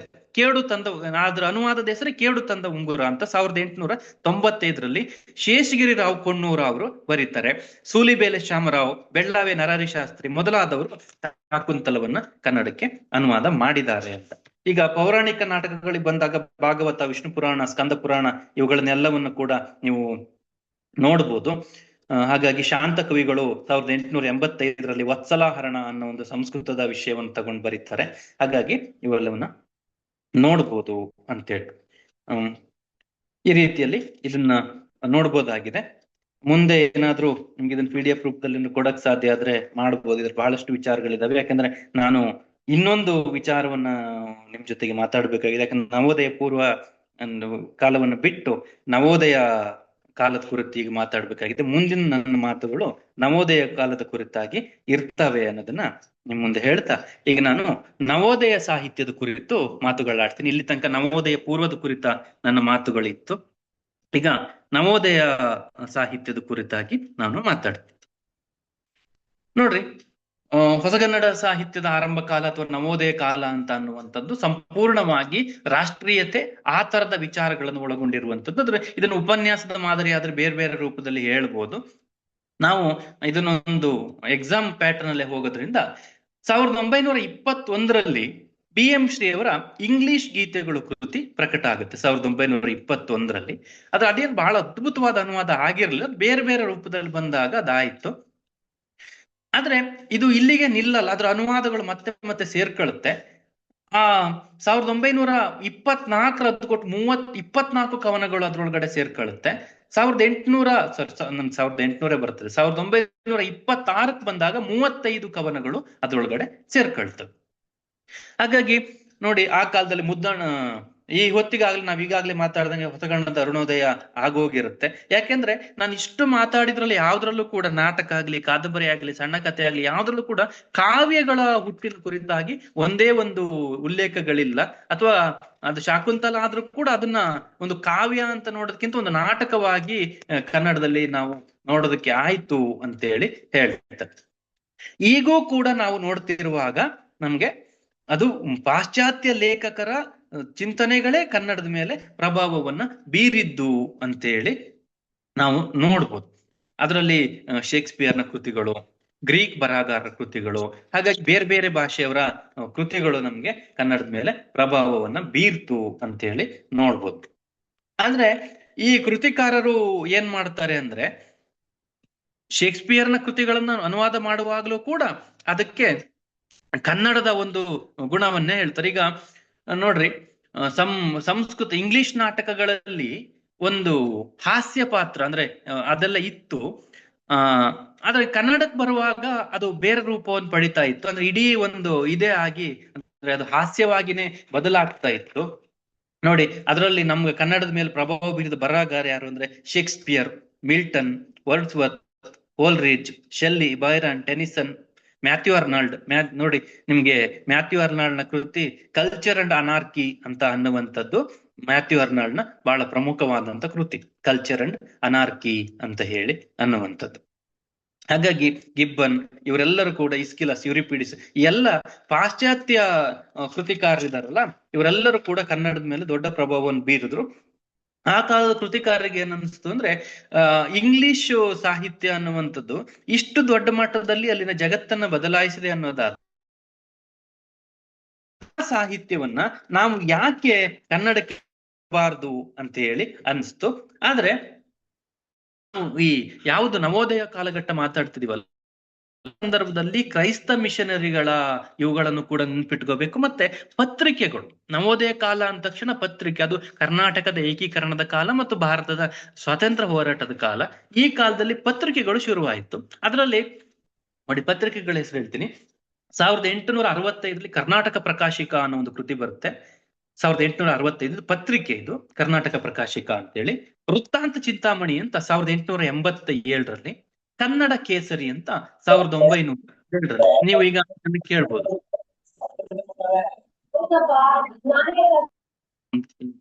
ಮ್ಯೂಟ್ ಮಾಡಿ ಸರ್, ಅದ್ರ ಬಗ್ಗೆ ಮಾತಾಡ್ತೀನಿ ಕೊನೆಗೆ. ವೃತ್ತಾಂತ ಚಿಂತಾಮಣಿ, ಕನ್ನಡದ ಕೇಸರಿ ಮೊದಲಾದ ಇವುಗಳು ಕೂಡ ನಾವು ಅದು ಬರೀ ಸಾಹಿತ್ಯ. ಮ್ಯೂಟ್ ಮಾಡಿ ಮೇಡಮ್, ಮ್ಯೂಟ್ ಮಾಡಿ. ನೋಡಿ, ಆ ಹೊತ್ತಿಗೆ ರಾಷ್ಟ್ರ ಪ್ರೇಮ ಕೂಡ ಇತ್ತಲ್ವಾ, ಅದರಲ್ಲಿ ಮುದವೀಡು ಕೃಷ್ಣರಾಯರು ಇವರೆಲ್ಲ ಬರ್ತಾರೆ. ಈಗ ನಾವು ಅದನ್ನ ಬಿಟ್ಟು ನಮ್ಮ ಸಾಹಿತ್ಯದ ಕಡೆಗೆ ಬರೋಣ. ಎಸ್ ಜಿ ನರಸಿಂಹಾಚಾರ್ಯರು 1897 1900 ಅವಧಿಯಲ್ಲಿ ಕಾಳಿದಾಸನ ರಘುವಂಶದಿಂದ ಆಯ್ದ ಖಂಡ ಭಾಗಗಳನ್ನು ಕನ್ನಡಕ್ಕೆ ಅನುವಾದಿಸ್ತಾರೆ. ಅಜನೃಪ ಚರಿತೆ, ದಿಲೀಪ ಚರಿತೆ ಅಂತ ಹೇಳಿ. ಅದು ಆಧುನಿಕ ಕನ್ನಡ ಸಾಹಿತ್ಯ ಚರಿತ್ರೆ ಆರಂಭದಲ್ಲಿಯೇ ಚುರುಮುರಿ ಶೇಷಗಿರಿ ರಾಯರು, ಬಸವಪ್ಪ ಶಾಸ್ತ್ರಿಗಳು ಇವರೆಲ್ಲ ಮಾಡಿರುವಂತ ಅನುವಾದವನ್ನ ನಾವು ನೋಡ್ತೇವೆ. ನೋಡಿ ಈ ಹೊತ್ತಿಗೆ, ನವೋದಯದ ಹೊತ್ತಿಗೆ ನಾವು ಸಾಹಿತ್ಯ ನೋಡುವಾಗ ಕನ್ನಡದ ಗ್ರಾಮೀಣ ಒಂದು ವ್ಯಾಕರಣದ ಕುರಿತಾಗಿ Robert Caldwell comparative grammar of ದ್ರವಿಡಿಯನ್ languages ಅಂತ ಒಂದು ಪುಸ್ತಕವನ್ನು ಬರೀತಾನೆ 1856ರಲ್ಲಿ. ಇದು ದ್ರಾವಿಡ ಭಾಷೆ ವ್ಯಾಕರಣಗಳ ತೌಲನಿಕ ಅಧ್ಯಯನ ಅನ್ನುವ ರೀತಿಯಲ್ಲಿ ಅದು ಬರುತ್ತೆ. ಹಾಗಾಗಿ ನೋಡಿ, ಇದು ರಾಬರ್ಟ್ ಕಾಲ್ಡ್ವೆಲ್ ಈ ಕೃತಿಯನ್ನ ನೆನ್ಪಿಟ್ಕೋಬೇಕು. ಆಮೇಲೆ ಇದು ಯಾವಾಗ ಆಗುತ್ತೆ? 1856ರಲ್ಲಿ ವಿಲಿಯಂ ಕ್ಯಾರಿ ಕನ್ನಡದ ವ್ಯಾಕರಣದ ಕುರಿತಾಗಿ ಕೃತಿಯನ್ನು 1817ರಲ್ಲಿ ಬರೀತಾನೆ. 1817ರಲ್ಲಿ ವಿಲಿಯಂ ಕ್ಯಾರಿ ಕನ್ನಡದ ವ್ಯಾಕರಣದ ಕುರಿತಾದ ಕೃತಿಯನ್ನು ಬರೀತಾನೆ. ಜಾನ್ ಮೆಕರಲ್ ಅನ್ನವನು ರಚಿಸಿದ ವ್ಯಾಕರಣ ಕೃತಿ 1820ರಲ್ಲಿ ಪ್ರಕಟ ಆಗುತ್ತೆ. ಆಮೇಲೆ ವಿಲಿಯಂ ರೀವ್ನ ಕನ್ನಡ ನಿಘಂಟು 1832ರಲ್ಲೇ ಬಂದಿರುತ್ತೆ ನೋಡಿ. ಆಮೇಲೆ ನಮ್ಗೆ ಗೊತ್ತಿರೋ ಹಂಗೆ ಜೆ ಗ್ಯಾರೆಟ್ ಕೇಶಿರಾಜನ ಶಬ್ದಮಣಿ ದರ್ಪಣವನ್ನ 1868ರಲ್ಲೇ ಪ್ರಕಟಿಸ್ತಾನೆ. ಯಾಕಂದ್ರೆ ಶಬ್ದಮಣಿ ದರ್ಪಣವನ್ನ ಮೊದಲು ಸಂಪಾದಿಸಿ ಪ್ರಕಟಿಸಿದ ಯಾರು ಅಂದ್ರೆ ಜೆ ಗ್ಯಾರೆಟ್. ಇದು ಯಾವ್ದಾದ್ರು ಎಕ್ಸಾಮ್ ಅಲ್ಲಿ ಕೇಳ್ತಾರೆ. ಹಾಗಾಗಿ ನೋಡಿ, BL Rice, Benjamin Lewis Rice ನಾಗಚಂದ್ರನ ಪಂಪರಾಮಾಯಣದ 5 ಆಶ್ವಾಸಗಳನ್ನು ಸಂಪಾದಿಸಿ 1874ರಲ್ಲಿ ಪ್ರಕಟಿಸ್ತಾನೆ. 1874ರಲ್ಲಿ ಪ್ರಕಟಿಸ್ತಾನೆ. ಅದಲ್ಲದೆ ಅಮರಸಿಂಹನ ಅಮರಕೋಶವನ್ನ 1873ರಲ್ಲಿ ಪ್ರಕಟಿಸ್ತಾನೆ. ಅಂದ್ರೆ ಬ್ರಿಟಿಷರು ಈ ದೇಶಕ್ಕೆ ಬಂದ್ರ ಮೇಲೆ ಏನೆಲ್ಲ ಸಾಹಿತ್ಯದಲ್ಲಿ ಬದಲಾವಣೆ ಆಯಿತು ಅಂತಂದ್ರೆ, ಯಾರು ನಮ್ಗೆ ಗೊತ್ತು, ಕರ್ನಾಟಕದ ಶಾಸನದ ಒಂದು ಪಿತಾಮಹ ಅಂತ ಕರೀತಾರೆ ಬೆಂಜಮಿನ್ ಲೂಯಿ ರೈಸ್ ಅವರನ್ನು ಕರಿತೀವಿ. ಇವರೆಲ್ಲರೂ ಕೂಡ ಕನ್ನಡದಲ್ಲಾದಂತ ಎಷ್ಟು ಸಂಶೋಧನೆಗಳಿಗೆ ಇವುಗಳನ್ನ ಕೊಟ್ರು ಅಂತ ಹೇಳಿ ಅನ್ನುವಂಥದ್ದು. ಅಂದ್ರೆ ನಾವು ಕನ್ನಡ ಅಂತಂದ್ರೆ ಬರೀ ಸಾಹಿತ್ಯ ಅಂತ ನೋಡ್ತೀವಲ್ಲ, ಆ ಸಾಹಿತ್ಯ ಮಾತ್ರ ಅಲ್ಲ, ಅದರ ಆಚೆಗೆ ಬೇರೆ ಬೇರೆ ವಲಯಗಳಿಗೆ, ಯಾಕೆಂದ್ರೆ ಅವಾಗ ಮುದ್ರಣ ಯಂತ್ರಗಳು ಬರುತ್ತೆ, ಹೆಚ್ಚೆಚ್ಚು ಪುಸ್ತಕಗಳು ಪ್ರಿಂಟ್ ಆಗೋದಕ್ಕೆ ಶುರುವಾಗುತ್ತೆ, ಆಮೇಲೆ ಪತ್ರಿಕೆಗಳು ಬರುತ್ತೆ, ಹೋರಾಟ ಬರುತ್ತೆ, ಈ ತಳ ಸಮುದಾಯಗಳ ಒಂದು ಅರಿವು ಬರುತ್ತೆ. ಇವೆಲ್ಲವೂ ಕೂಡ ನೋಡಿ. ಅದಲ್ಲದೆ 1911ರಲ್ಲಿ BM ಶ್ರೀ ಅವರು ಧಾರವಾಡದಲ್ಲಿ ಕನ್ನಡ ಮಾತು ತಲೆ ಎತ್ತುವ ಬಗೆ ಅಂತ ಒಂದು ಲೇಖನವನ್ನು, ಒಂದು ಭಾಷಣವನ್ನು ಮಾಡ್ತಾರೆ. ಬಹಳ ಐತಿಹಾಸಿಕವಾದಂತ ಭಾಷಣ, 1911ರಲ್ಲಿ ಧಾರವಾಡದಲ್ಲಿ ಮಾಡಿರುವಂತ ಭಾಷಣ. ಹಾಗಾಗಿ ಈ ಬೇರೆ ಇವುಗಳ ಹಾಗೆ ನಾವು ಕೂಡ ಬದಲಾಗಬೇಕು ಅಂತ ಹೇಳಿ ಇವುಗಳನ್ನು ನಾವು ನೋಡ್ಬೋದು. ಈಗ ನಾವೆಲ್ಲ ಹೇಳ್ತೀವಿ, ಯಾವುದು ಕರುಣಾಳು ಬಾ ಬೆಳಕೆ ಅಂತ ಹೇಳಿ ಒಂದು ಪದ್ಯವನ್ನು ಹೇಳ್ತೀವಿ. ಅದು ನ್ಯೂಮನ್ ಅನ್ನೋ ಕವಿಯ ಲೀಡ್ ಕೈಂಡ್ಲಿ ಲೈಟ್ ಅನ್ನೋ ಒಂದು ಪದ್ಯದ ಅನುವಾದ. BM ಶ್ರೀ ಅವರು ಅದನ್ನ ಕನ್ನಡಕ್ಕೆ ಅನುವಾದ ಮಾಡುವಾಗ ಕರುಣಾಳು ಬಾ ಬೆಳಕೆ ಅಂತ ಹೇಳಿ ಅದನ್ನ ಹೇಳ್ತಾರೆ. ನೋಡಿ,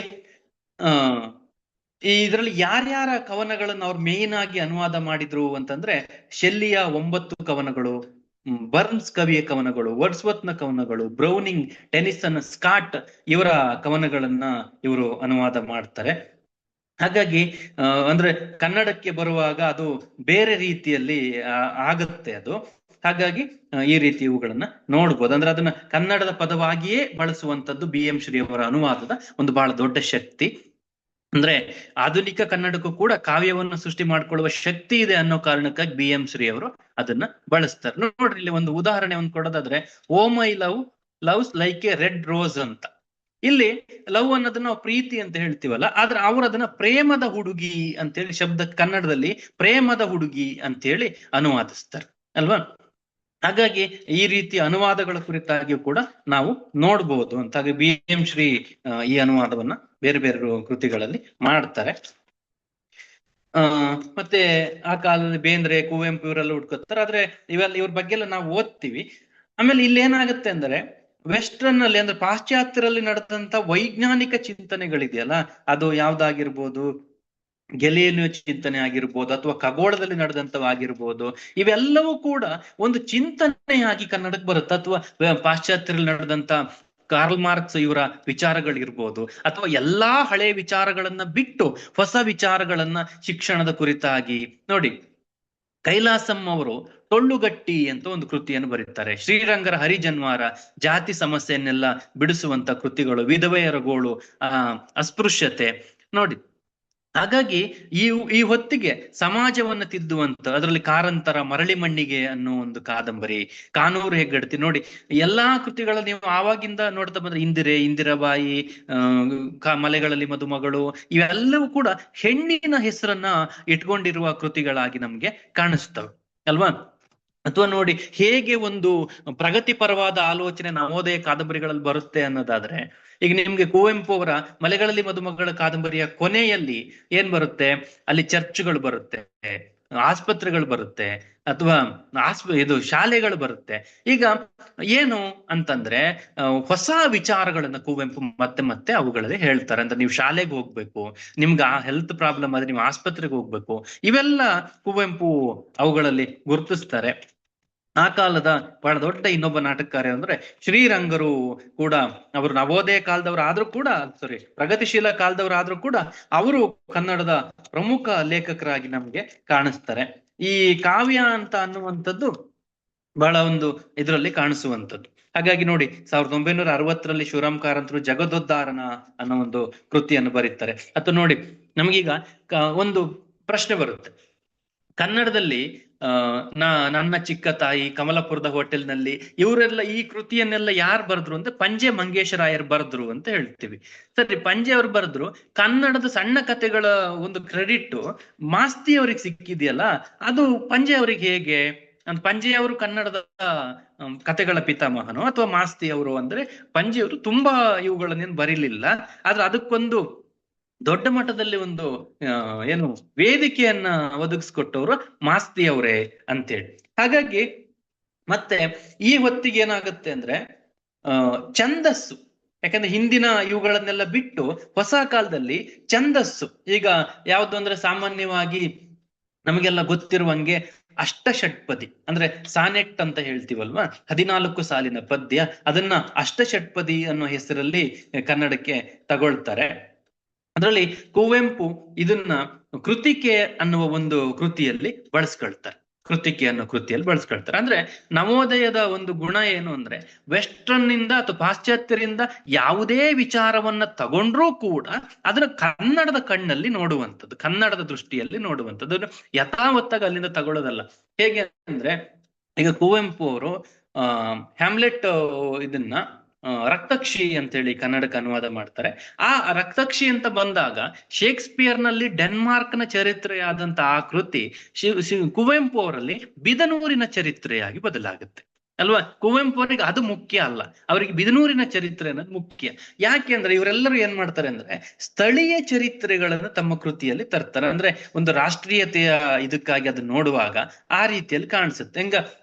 ಈಗ ಎಜಾಕ್ಸ್ ನಾಟಕವನ್ನ ಅಶ್ವತ್ಥಾಮನ್ ಅನ್ನೋ ಹೆಸರಲ್ಲಿ ನಾವು ನೋಡಿದಾಗ ನಮಗೆ ಅದರ ಭಾವ ವೆಸ್ಟರ್ನ್ ಇಂದೆ, ಆದ್ರೆ ಅದನ್ನು ಅನುಭವಿಸುವವನಿದನಲ್ಲ ಅವನು ನಮ್ಮ ಪುರಾಣದ ಅಶ್ವತ್ಥಾಮ ಅಂತ ಅನ್ನುವಂಥದ್ದು ಬಹಳ ಮುಖ್ಯವಾಗಿ ನಮ್ಗೆ ಕಾಣಿಸುತ್ತೆ.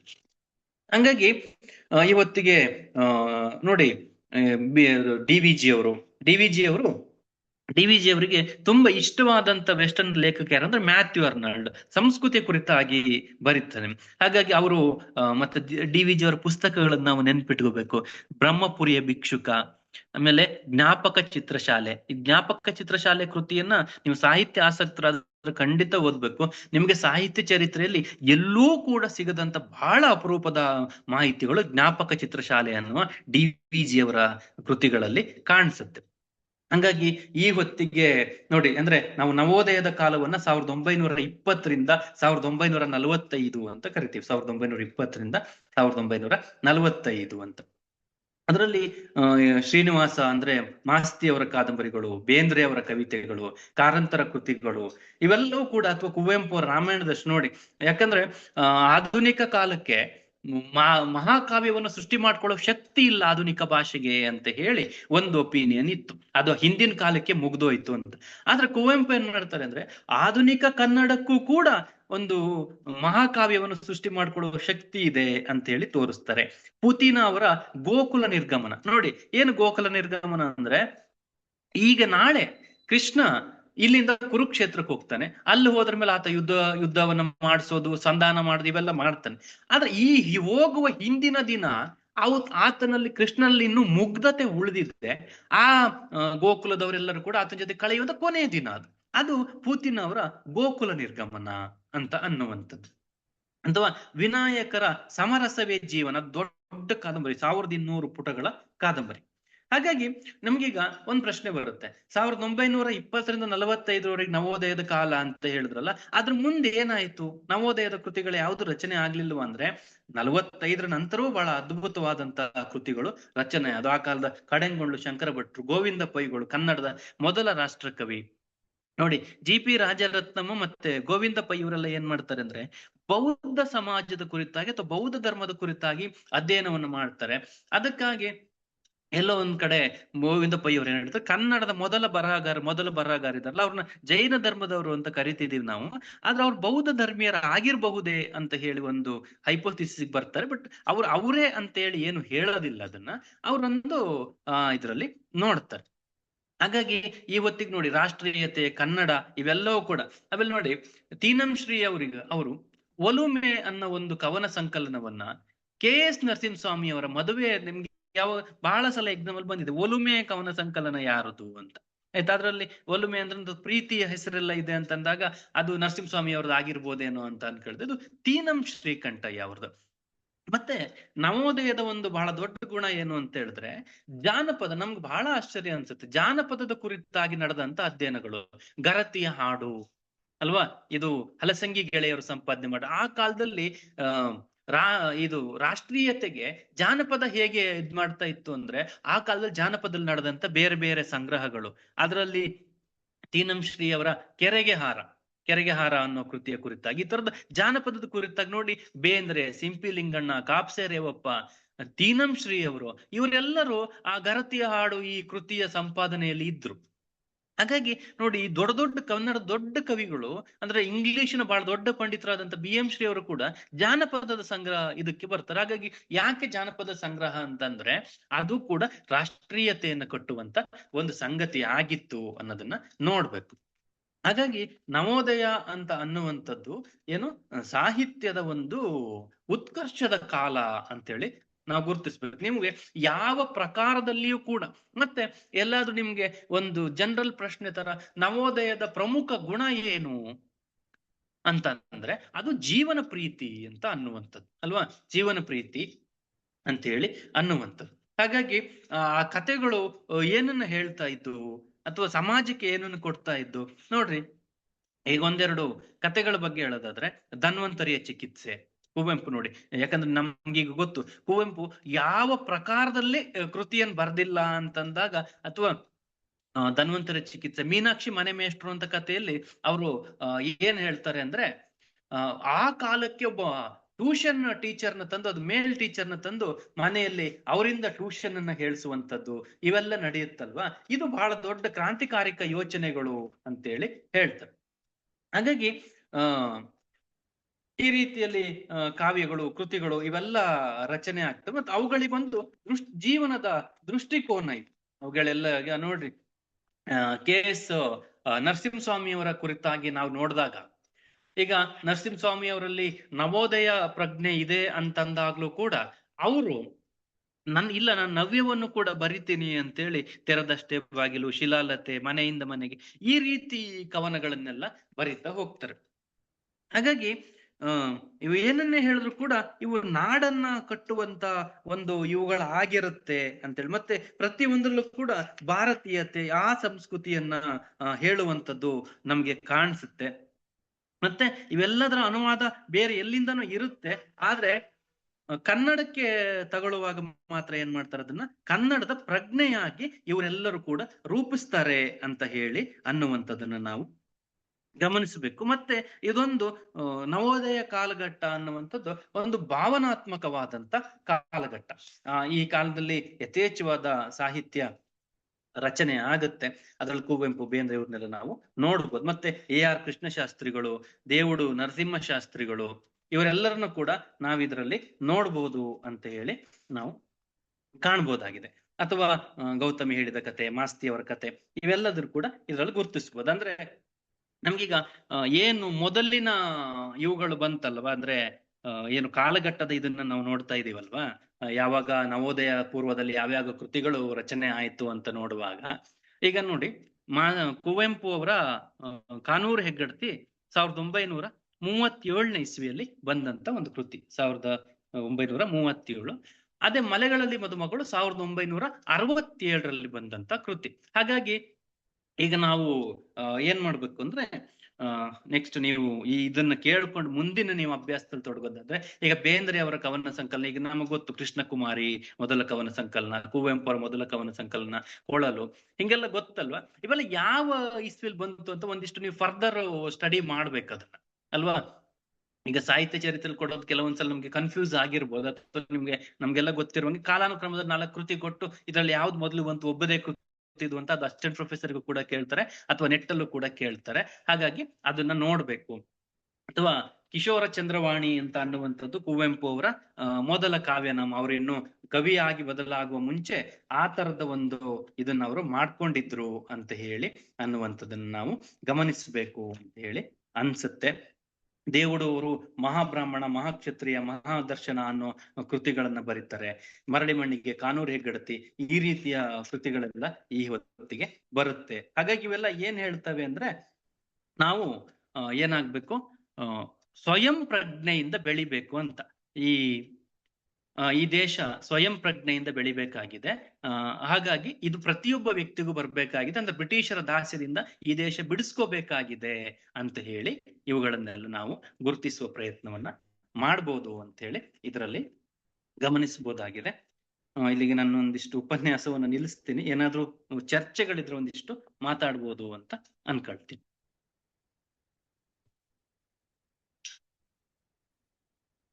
ಒಂದು ಅರ್ಧ ಗಂಟೆ ಬೇಕಾದ್ರೂ ಮಾತಾಡ್ಬೋದು, ಪರವಾಗಿಲ್ಲ.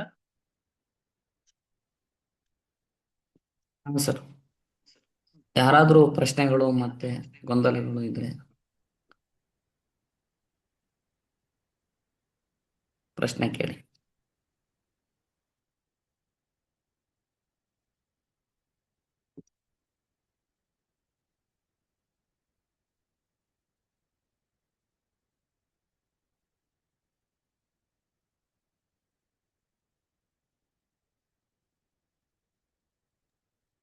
ಸರ್,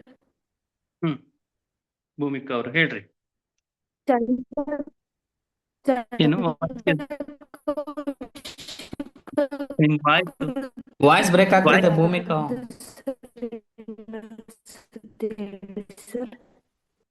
ನೀವು ಏನ್ ಹೇಳಿದ್ರು ಗೊತ್ತಾಗ್ಲಿಲ್ಲ ನನಗೆ. ಕೌಶಿಕ ವಾಯ್ಸ್ ಕೃತಿ ಬ್ರೇಕ್ ಆಗ್ತಾ ಯಾರದು ಇದೆ. ಸರ್? ಚಂಡ ಕೌಶಿಕ ಕೃತಿ ಯಾರು? ಚಂಡ ಕೌಶಿಕನಾ? ಒಂದು ನಿಮಿಷ. ಮೂಲ ಕೃತಿ ಯಾರ್ದು ಅಂತ ಕೇಳ್ತಿದ್ದೀರಾ?